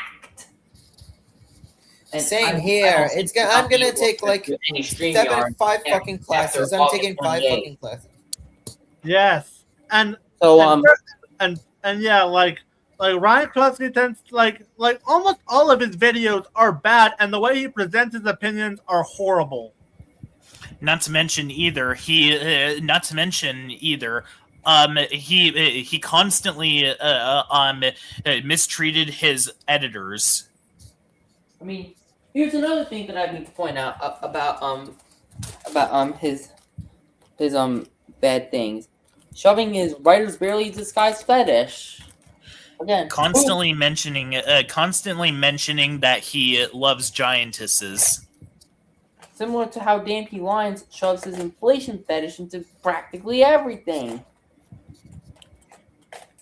And then we move on to Star Giant's former nemesis, Lily Orchard. Right. Oh God. This is one thing that has always that I've always disliked about this about Lily Orchard's Steven Universe is garbage and here is why video. She called the animators on the show quote unquote lazy because they went off model, which that's not the right term. Lazy means that you didn't put any effort into it. That's just so stupid.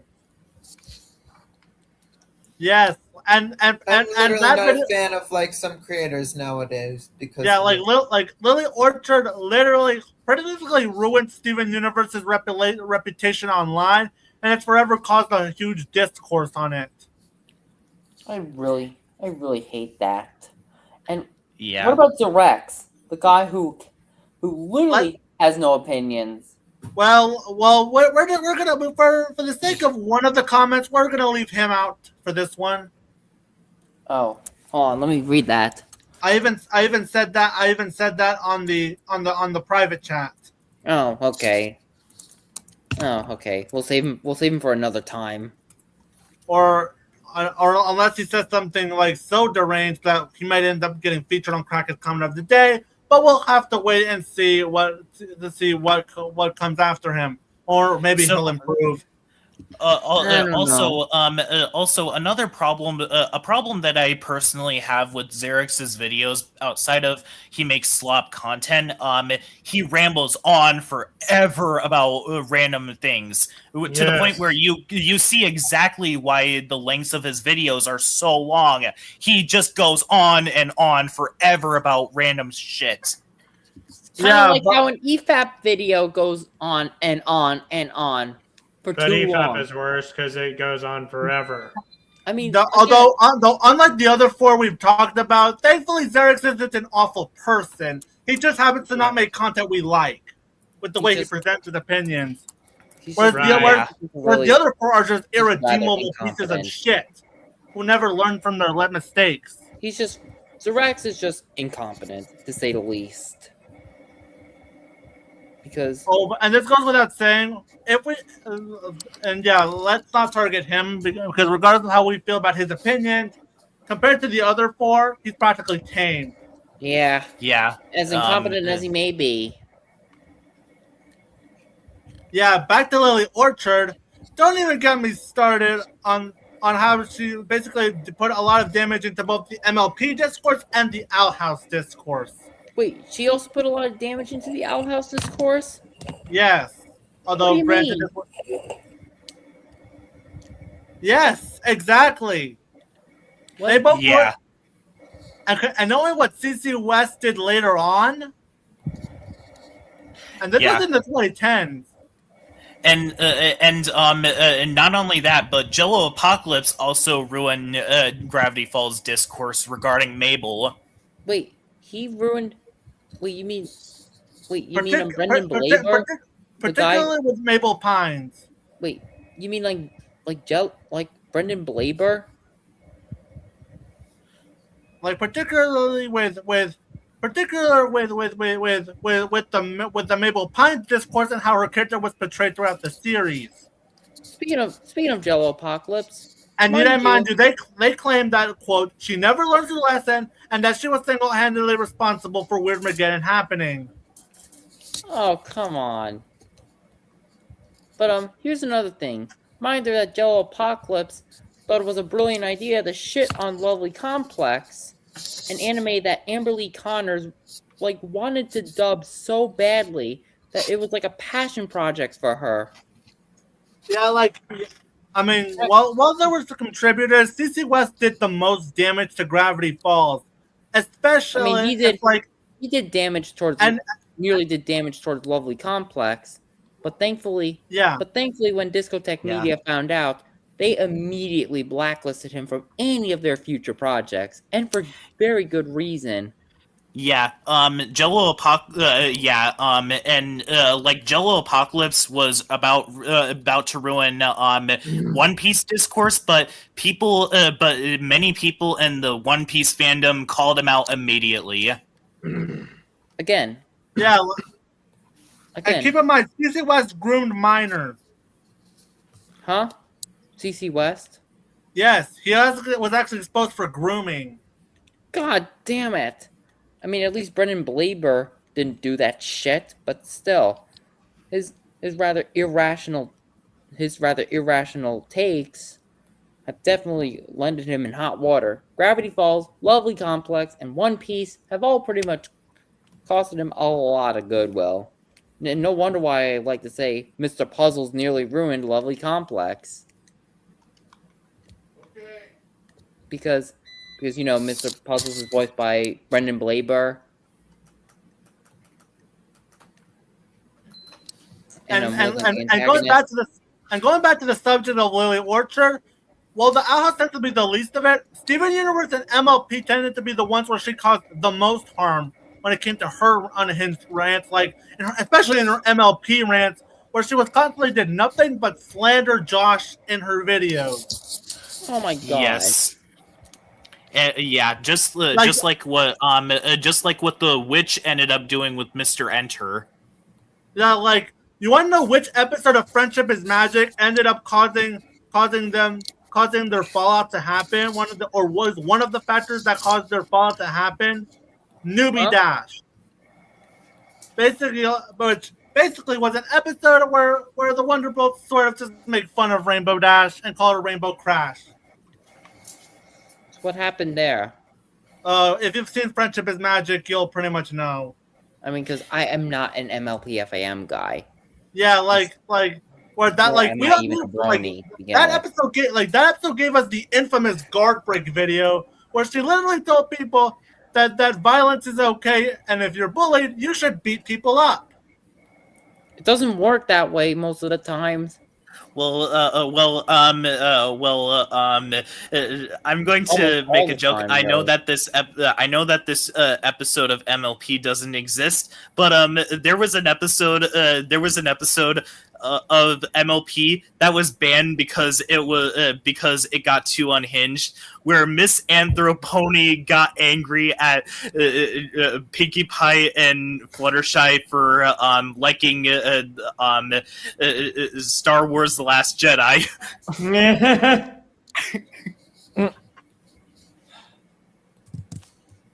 Yeah, and the less said about her toxic Starlight Glimmer hate boner, the better, because that's how we got Ryan Krulewski. Wow. So it's like one person influences another. Yeah, it's basically the meme two idiots fighting in real life. Yeah. But who else do we need to eviscerate?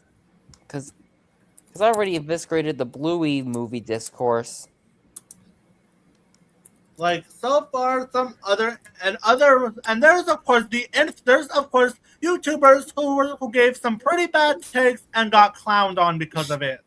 Alex Myers.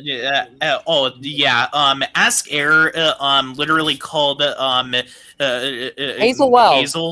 Hazel Race swap Timmy Turner.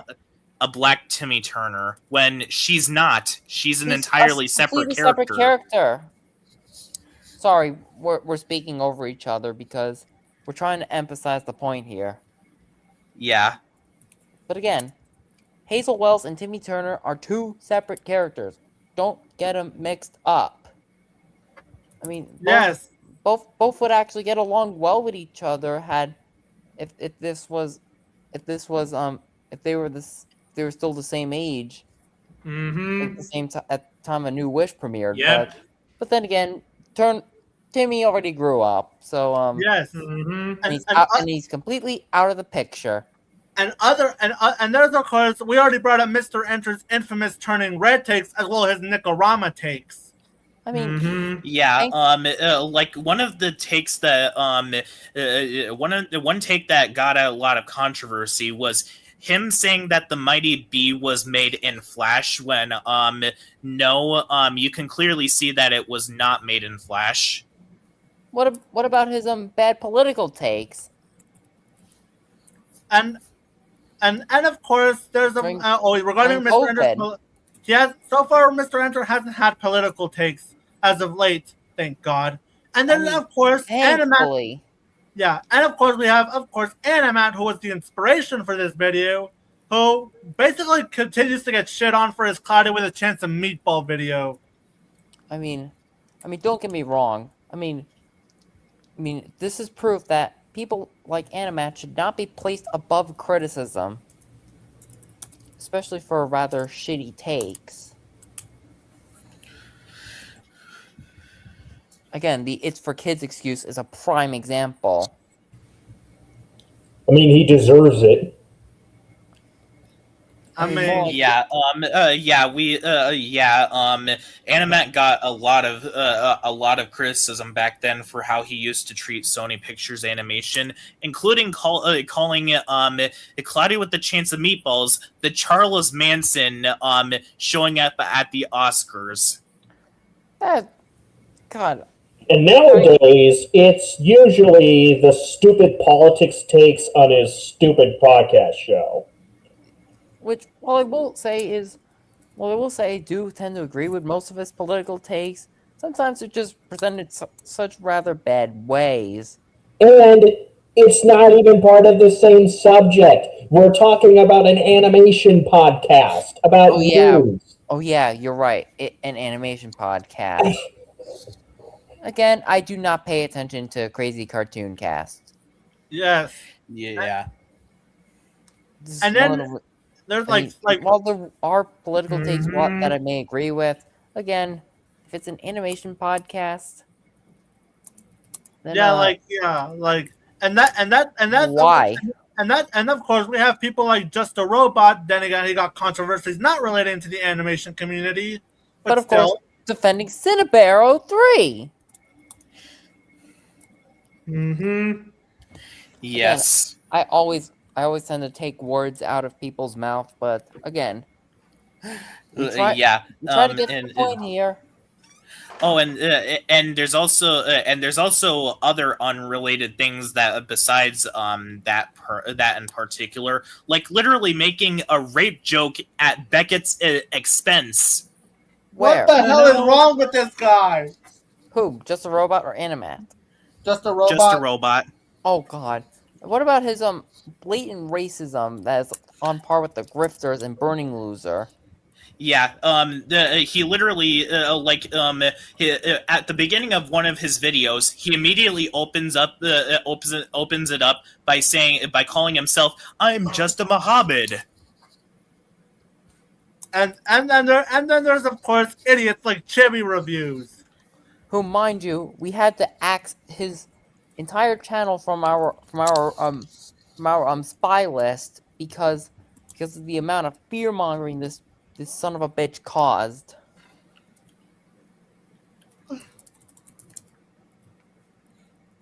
And don't even get me started on it.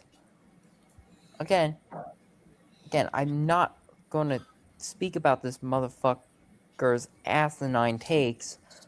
And then we have of course Butch Hartman himself, who's plethora of interesting takes. Again, religious nut job. That's one aspect of him that we should not ignore. He thinks that religion is a cure for autism. Bullshit. Mm-hmm. Pure bullshit. Hang on. Haven't bought this one out since I'm the last reaction to AI slop. But hey, Butch Hartman, You know what I gotta say to your awful take? That was bullshit. Yep. Like, there's like so many individuals. Like, there's plenty of individuals like the four that we mentioned are probably the most brought up that we frequently bring up on either Discord or on our channels. I mean, Yeah. This isn't even getting into the people that have recently been exposed for stuff like Kawaii Mation.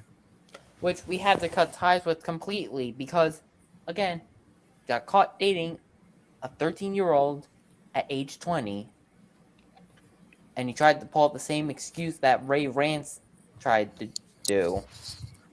Yes, like, well, people ask, why do we still bring up the likes of Alex, Diaz, Ryan, or Lily on our channel or on our servers?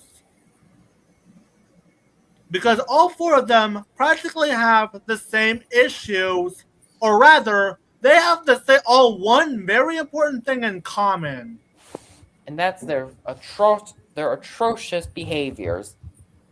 Especially towards the people who rightfully cut them off.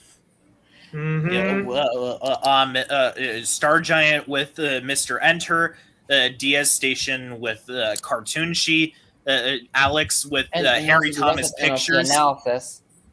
and finally, of course, Lily Orchard with Josh Scorcher. I mean, I was talking about Miss Anthroponi with MLP analysis. You know, DS Station. Because again, he used to be part of MLP analysis, but again, he got cut off from that. And finally, the last of the idiots who are practically known for their bad takes is the Critical Human. Oh God!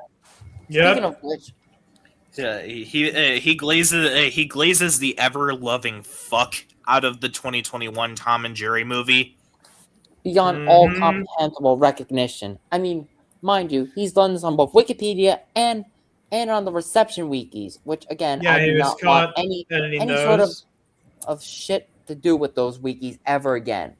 Again, I do not want anything to do with them. Yeah, I realized those wikis were biased when I called them out. Political views.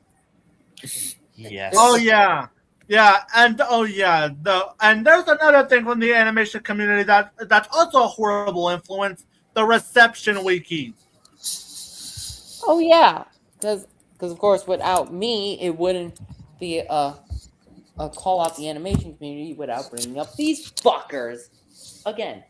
Hey, everyone! Remember when Awful Movies Wiki existed, or Greatest Movies Wiki existed, or Terrible TV shows, or Greatest TV shows? Best TV shows, best shows and episodes wiki from when it. I'm glad they're gone because honestly, they were so biased. I mean, again, even I agreed that eventually the wikis, when the wikis were due for a shutdown via an RFC, they were deciding on whether or not it was time to close the wikis down permanently. Even I agreed that the wikis should go. And yes, I still regret saying that. I still remember those. I still remember those wikis, even as far back as 2020 when I was 15. Same here. I was introduced to these god awful wikis. Huh? I still remember. When that one of those reception wikis, terrible TV shows and episodes, had a page on Teacher's Pet which had literal misinformation about it. Oh, I don't remember that page, but it got taken down, and for very good reason, because whoever made that page had spreaded misinformation. I'm glad that I never encountered that page, but wow. Yeah, and they also tend to miss the point of certain shows, characters, and episodes, and movies that have on why certain things where they were or what was their characteristics. And also, I'm amazed that Loathsome Characters Wiki and Incredible Characters Wiki are still up. Well, because they were spun Yeah. out from the main Reception Wiki network. I remember those wikis were spun off into their own separate network, and thus And- those still survive on Mirahis. However, though, what's worse is that Qualipedia was actually resurrected sometime later, because of course the XMLs were dumped following the shutdown, were And- exported following the shutdown, and thus someone decided to re-establish the wikis on Telepedia. Exactly. Which, of course, I have not returned to those wikis, nor do I ever plan on doing so. Again, Like, and worst of all, they still think Vic Mignogna is fucking innocent.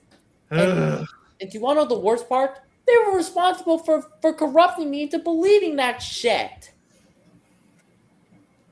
And amongst other litany of terrible shit, like believing that Gamergate was a civil rights movement when really it was a harassment campaign, or siding against BLM, which again that was a terrible move.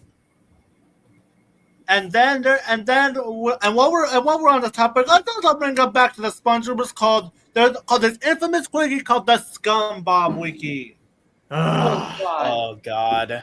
I'm glad I never interacted with that shithole.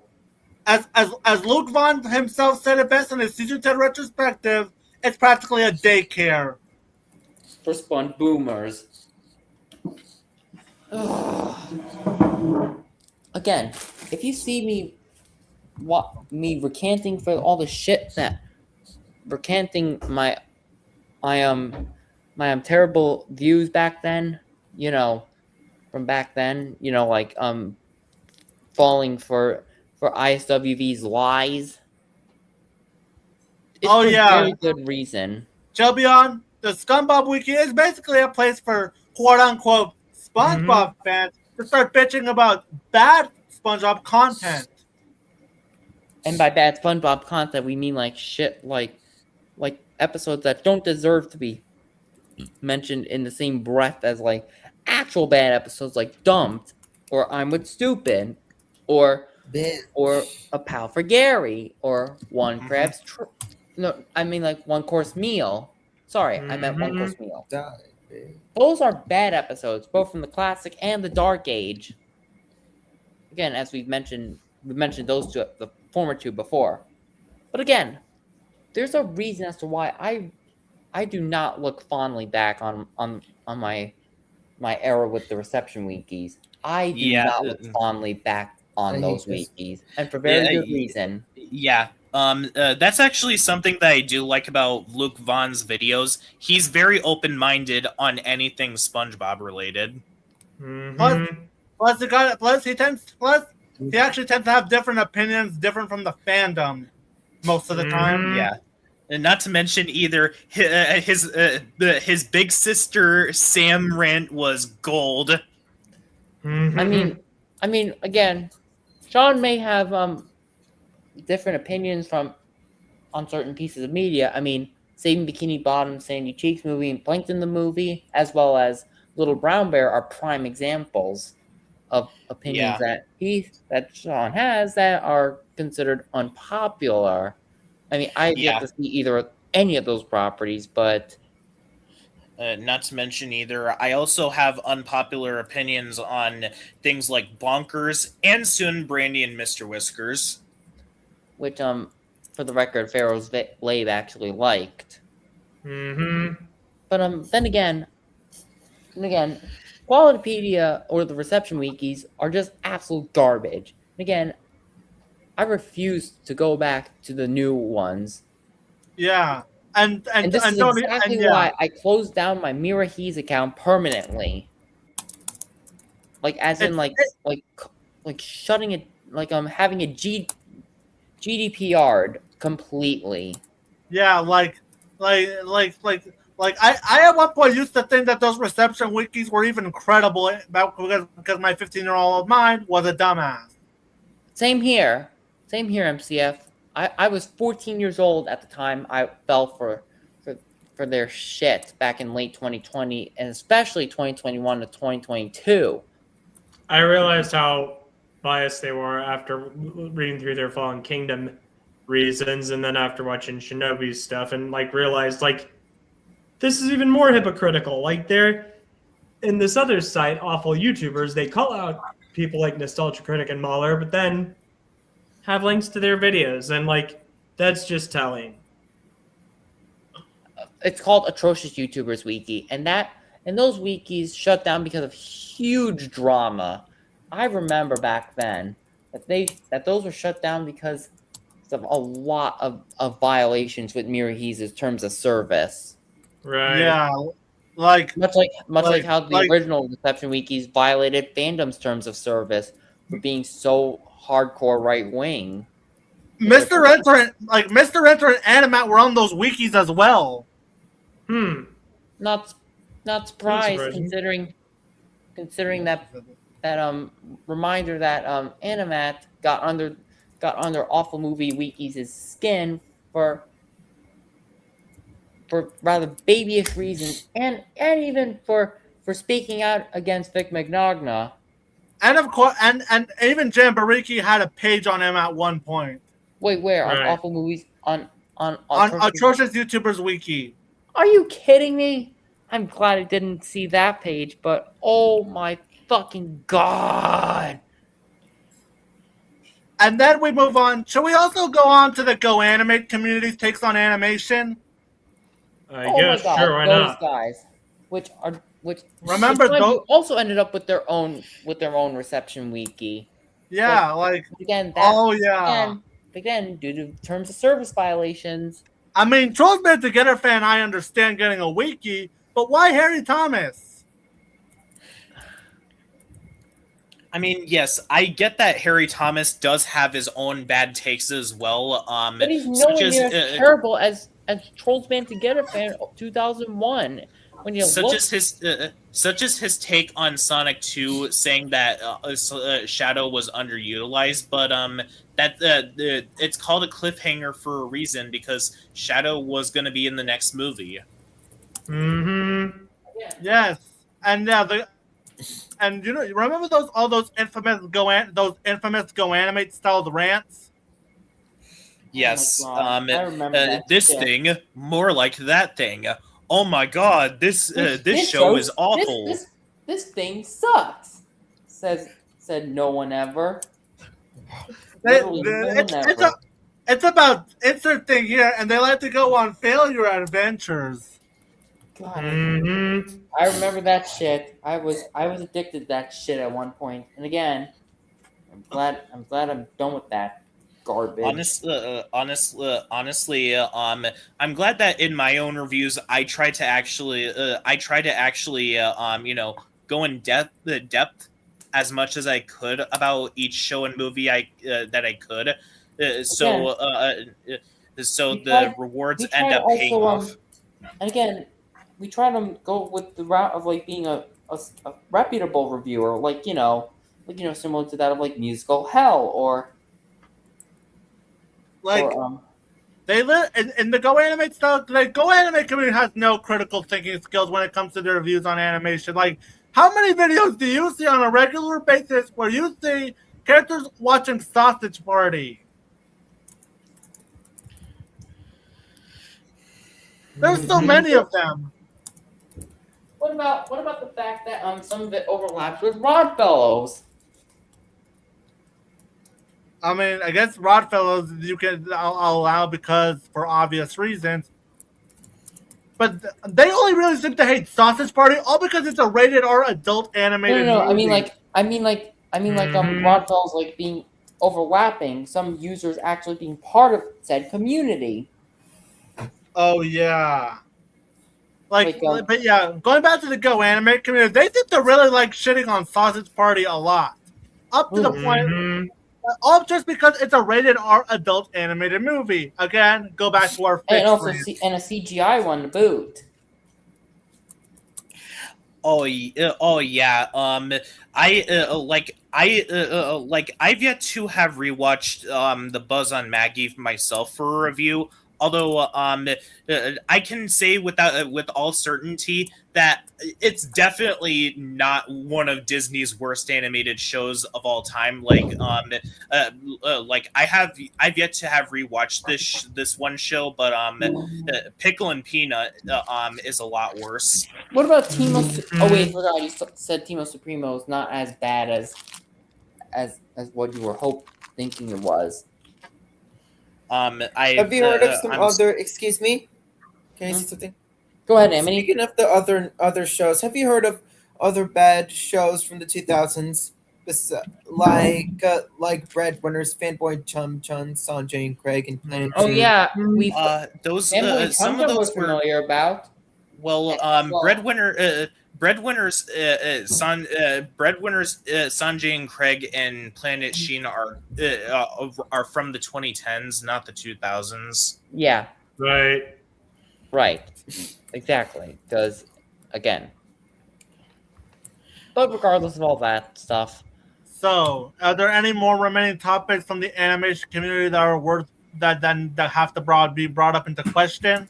what about Patricia Taxon and her horrible attack on Saberspark? The amount of incessant drama in the animation community is almost incessant. Right. Yeah, What about like Saberspark constantly gets the short end of the stick. Like someone literally accused him of rape. even though What the hell is wrong with Brody Fandom and KP? I fell for that shit, and again, even in spite of some terrible takes he's had, again, that now I know that shit that occurred to Saberspark regarding the I Love Kim Possible a lot bullshit, especially Brody Fandom. Right. I can't believe that whole shit ended up being a false allegation. And like, yep, holy what is wrong? Like says both of them both of them are awful. Both Brony Fandom and KP. And that's not even getting to mention have we talked about about the left and right discourse about the animation community?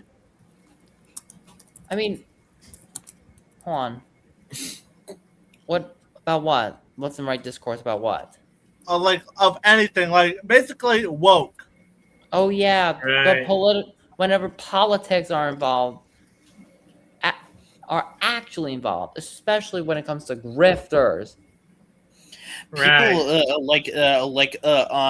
the animation community has just become debates about if something about woke stuff or SJWs, which they constantly like to shoehorn into certain discussions about shows 24/7 when I literally do not care about that stuff. All I care about is if the show is good. I mean, now I don't care for that stuff either. I mean, if a show is fantastic and happens to be woke at the same time, then that's what I think. I mean, the Owl House would qualify as being woke, and yet it's a fantastic show. Woke has lost all meaning. You have a point there. Again, it Oh, started yeah. off as a term coined by African Americans, mind you, to stay vigilant on injustices, and yet years later, it ended up getting hijacked by losers of the internet. The right. Yeah, and this is why shit like Freedom Tunes and Mr. Bertram and The New Norm and Chip Chilla and a super progressive movie all exist. And no Freedom Tunes fanboys. It's not satire. It's very obvious that the shit that Seamus Collin posts is blatant misinformation and filled with hideous hate speech towards minorities and pretty much anyone you could think of. And mind you, these fuckers also called you fuckers also caused Saber to remove his entire segment of Freedom Tunes from his anti-woke cartoons video. So, shame on you. So with all that being said, oh yeah, but I was last year. I was attempting to make a stream on why the term woke means nothing, or why What wokeness happened? doesn't exist. But although that ended up being pushed out indefinitely because I was still struggling on how to go about this topic. And I was Right. like, yeah, Now, why the fact that the term woke has officially been just been sucked dry of its original meaning, just got sucked dry, like, and all that's left is just a dry husk. and now I think that's as far as we all have, as far as our noted major issues that happened with the animation community within the last decade. Oh wait, Right. there's one more. I forgot to Wait, one mention more? Patricia Taxon's take on the Rodfellows movie. You mean the fact that she kept defending the pedos? Yeah, not only defending them, but also slammed attacked Saberspark, even led a brief harassment campaign against him, trying to claim that he was fat shaming, even though clearly when you look at the comments on Salty DK Dan's video on the Rodfellows movie, that actual fat people and also people who do have the same kinks as Danny, inflation, even they were turned off by the movie. And also the problem is not so much that the characters in that movie were inherently fat. Like It was more or less how they were being presented, how those said fat characters were being presented. I mean, Owen from Total Drama is considered fat, but He's but not, that's he's not not fetishized beyond Yeah. belief, and also minors are not put in harm's way because of him. Right. I mean, he's just simply a big eater, but he also has a bunch of other qualities to him. Yep. Mhm. Same thing can apply to Patrick Starr or Heifer Wolf from Rocco's Modern Life. Mm-hmm. Yeah. Heck, what about Chief from Rokudo no Onatachi, or aka Rokudo's Bad Girls? I mean, I sat through the entirety of that anime, and yet he was certainly not a fetishized character, and yet, I mean, mind you, he's also a high schooler, just like his friend Rokudo Tosuke. But Not still, to mention either, there was an entire episode of Fairly Odd Parents where all of the characters got fat, but that was not meant to be fetishized at all. exactly.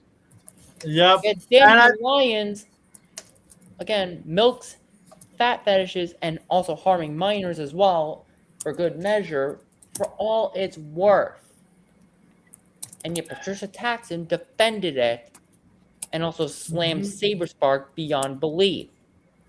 like says, oh yeah. Now we can finally arrive at probably some of our extended final thoughts on the animation community. Again, I can't believe what these dorks have become. Like, again, are you really trying to, like, champion animation, or are you trying to, like, hurt people that work so hard on animation and related projects like such? Same Yeah, can also apply guys, for foreign animation, especially that from and Japan. like to all of you guys who harassed Gooseworks for the creative choices that she made on Digital Circus, because of you guys, she's not going to work on Digital Circus anymore, and it's your guys' fault. So you just have to live with that for the rest of your lives. And also, as for the guys who've harassed the crew behind Fixed, One Punch Man Season 3, and Hexed, look at the damage you've done. As well as the Helliper. And the fact that harassment and bullying was somehow allowed in the animation community should honestly be repulsive. This should be, like, deemed illegal. And more creators should be calling this shit out. But sadly, we don't have that because, and again, Right. and yet people are, and yet a lot of people are allowed to get away with saying shit. Again, hold on, let me pull that thing up. Like, where was it? Come on. And No, not now. and Christina V, I hope that you're doing much better now. No thanks to these people who harassed you to the point where you had to leave Twitter, and I hope that the witch doesn't bother you anymore after Dashi met you at at a convention. Again, shit like this. Shit like this comment. Again, I pulled this up earlier. This stuff cannot be tolerated. Like, again, shit like this is like awful. And because of it, hold on, where was that comment? Where was that tweet? It of course led to this led to, wait for it, this happening. And also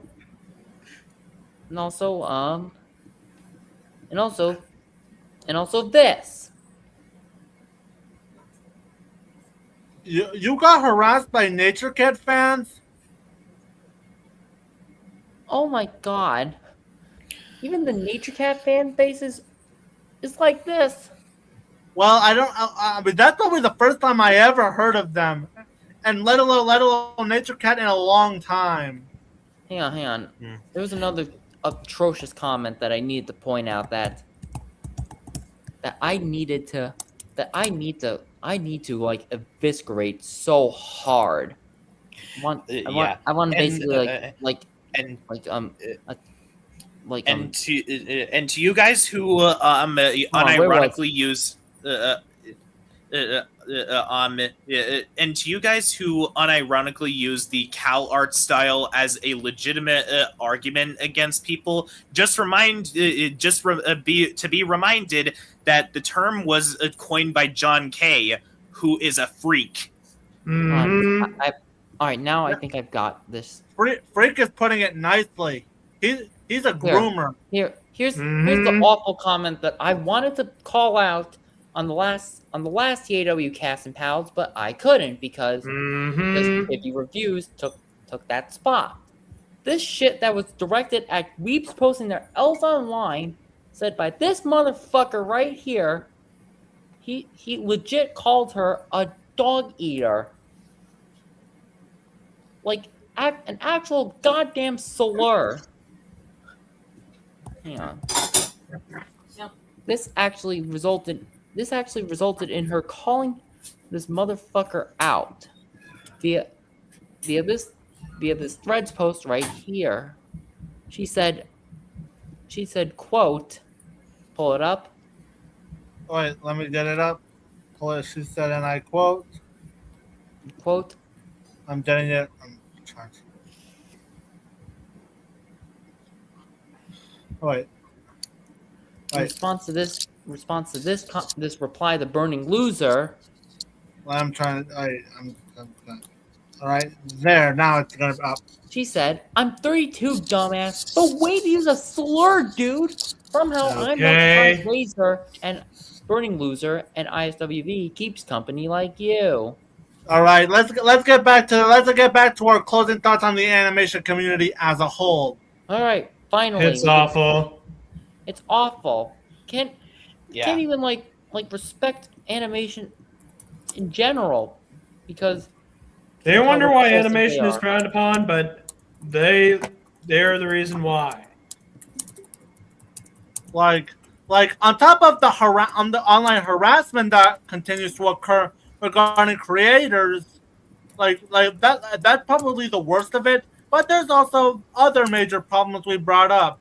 Regarding the amount of negativity there is on social media, considering that y'all tend to bitch about one particular topic you hate on a regular basis. And also while constantly giving attention and possibly your money to the things you hate. if you don't like it, then don't watch it. I mean, the only reason why I looked at Rent a Girlfriend was I heard it was bad and wanted to see if it was bad as I thought was, and yeah, it was bad. Yeah, like whether it's Teen Titans Go or Velma, or the amount of spreading lies about a dead creator. Again, there's worse shit Yes. out there. Rent a Girlfriend, Giant Insects, Rodfellows, Cuties, Hell and Back, a super progressive movie. Literally. And one problem that we haven't brought up, but it's worth using as the final thoughts, is the fact that y'all really like the bandwagon. This is a problem. This that especially TV goes- Reviews has. That's for sure. This especially goes for you, Alex. And as well as the Mirror Heat. Well, mind you, he also bandwagoned on the age verification shit, which mind you, I mean, I get it is a legitimate issue, but dear Lord, do we need to have it from this shit stain? They're coming from this shit stain, especially knowing that he openly and willingly defends LoliCon, and doesn't actually care about this issue. Seriously. And oh, by the way, Railspike sent something in the server that is very, very funny. Wonder what he sent. It's in the Misanthropony forum. Wait. All right. Okay. Part of the quarter bitchin' video I'm planning on. Mind if I pull it up for you? Unless it's related, it's not really related to the matter, but yeah, it's on DS, but still, but yes, and yeah, like there's a difference between having opinions that usually there's a difference between having opinions that line up with most people's consensus and just straight up copying people's opinions while passing it off as their own. That's an issue I have. Yes. And that's not even, and of course, there's the amount of competition in the animation community. They either like things solely to spite other people they hate, they tend to harass people if you don't share the same opinion as them, or they'll just weaponize other content on stuff they hate. I mean, when there's shit that deserves way more scrutiny, again, the stuff that I mentioned earlier are prime fucking examples. Yes. This is actually the entire reason as to why I wait until after I actually script my own reviews before watching other people's videos on said show or movie. Yes, and on top of that, this community really needs to change. Because if there's nothing that can be done to this community, then it may as well just be considered something to never join. Yeah, and that's something that we kind of we also regret even being a part of on any social media platform. Yes, and if you were to ask us, how can the animation community be fixed, or rather, at least redeem itself? Just stop being such assholes towards others. Stop having such atrocious views on shit. And also stop defending terrible people like John Lasseter, Vic Mignogna, etc. I mean, be more open-minded about what you're talking about. Again, whether it's on media or on users. I mean, there are people out there that deserve way more fucking scrutiny. Exactly. Stop resorting to competition,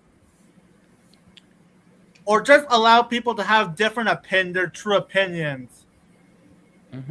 And yes, expand your taste on animation. Because spoiler alert, what you watch isn't the only thing that exists. Like there's several things that some of you people haven't even touched upon.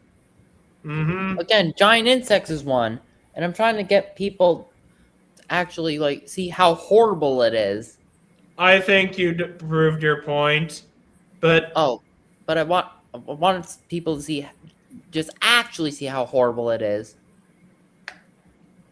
Yes. Can I do so? Because I really need to just tell you that if you Yeah. want to see how bad it is, just watch it along with me. Yes. willing- Yeah. Like, By the way, Mr. Horse. It doesn't matter if Cartoon She was 5 months off from being 18. You still harassed a minor. Exactly. Mhm. Again, and harassing people people, and especially people would, minors, not cool. and people would still call you out regardless, even if Cartucci was 18. I mean, because again, Mhm. I actually have giant insects on my server along with the OVA, along with the Okay. original OVA. Okay, All right. man. Let's But move what on I'm saying to is, Again, like, I there's do not also want- titles they don't even bother considering supporting, like Blue Eye Samurai. Or heck, even like good anime titles like Suzume, which I'd rather be watching with others over Yes. giant insects. And yes. And don't be afraid to have your own opinion on anything. Again. Mhm. Like I myself have gone against the norm in regards to my own opinions on certain shows or movies. Like I've mentioned these before. Yes. Same Bikini Bottom, Plankton or, the movie, and also Little Brown Bear. as Yeah. well as Bonkers and Brandy and Mr. Whiskers. Yes. And also, for I'm the pretty, love of and I'm pretty God, sure we'd end up doing the same with I Got a Cheat Skill in Another World. yes. And of You know, course, given how obviously wish fulfilling it is, and how people yeah, like, all right. Mhm. And finally, on top of the bandwagon, please stop defending terrible people or stop bandwagoning or dick riding their views. Mhm. again, this is exactly why I can safely say that at least when I'm comparing between Giant Insects and Rodfellows, that at least Giant Insects was made by an actual studio. Okay, Fine. man, you're starting to beat a dead horse with. Oh, sorry. yeah. Again, meanwhile for Yeah, Rodfellows, yes. it was made by a creep. And by the way, this constant negativity that the cartoon community has towards everything is the reason I'm more open minded towards things, and why during Christmas I either only release videos related to something Christmas related or something positive. That's good. Yes. Again, Yeah. but wait. That's publicly all we have. That's technically all we have to say regarding the animation community. And their And this awful was quite the behavior. interesting discussion. Mhm. Yeah, even if I kept beating a dead horse constantly, again, I need to make some points. You made your point already. Thanks, Razor Rex. Yes. Yes. Yeah, still, but let's still, put the it at animation end. community needs a freaking change. We need to put it. There needs to be a full blown revolution, like a la the American Revolution. Yes. All right. So with that out of the way, hopefully we'll see you around at the end of the month when we talk about the Powerpuff Girls. I'm not gonna be there because again, wait, when is it again? Around the end of the month. What day? I can't really say for certain. But again, I'm not gonna be there. Well, this will be my last stream moving- until either January or next summer. Well, Movie Cartoon Fanatic has the stream on the Powerpuff Girls set for August 28th. which is the day I returned to classes, believe it or not. All right. So with that out of the way, Next week I'm gonna be in classes on Sunday. Next week I'm gonna be classes on Monday. Okay. Yep. all right. Right. With that So- being so- said, let's put an end to this. Yeah, let's All put it right. into the stream. So I'll see you guys next time. And be Hey sure there, to Andy. and wait a Keep minute on steaming. wait a minute before we finally wrap this up. I'm gonna put this up and put this little hashtag because this has to stay. All right, called. Well, I'm gonna put up this little hashtag just to know that how much we really do that to put emphasis on what needs to be said. Hashtag save the animation community. Oh, I'm Mhm. taking a snapshot of that right this freaking instant. Pardon me a moment, as I Mm-hmm. hold on. Where was it? There we go. That's done. Again. If you really think the shit you don't like is terrible, wait till you see the shit we've suffered through. Yes, and with that out of the way, see ya. Bye. See ya. Bye. Bye. Keep on steaming. Woo-hoo.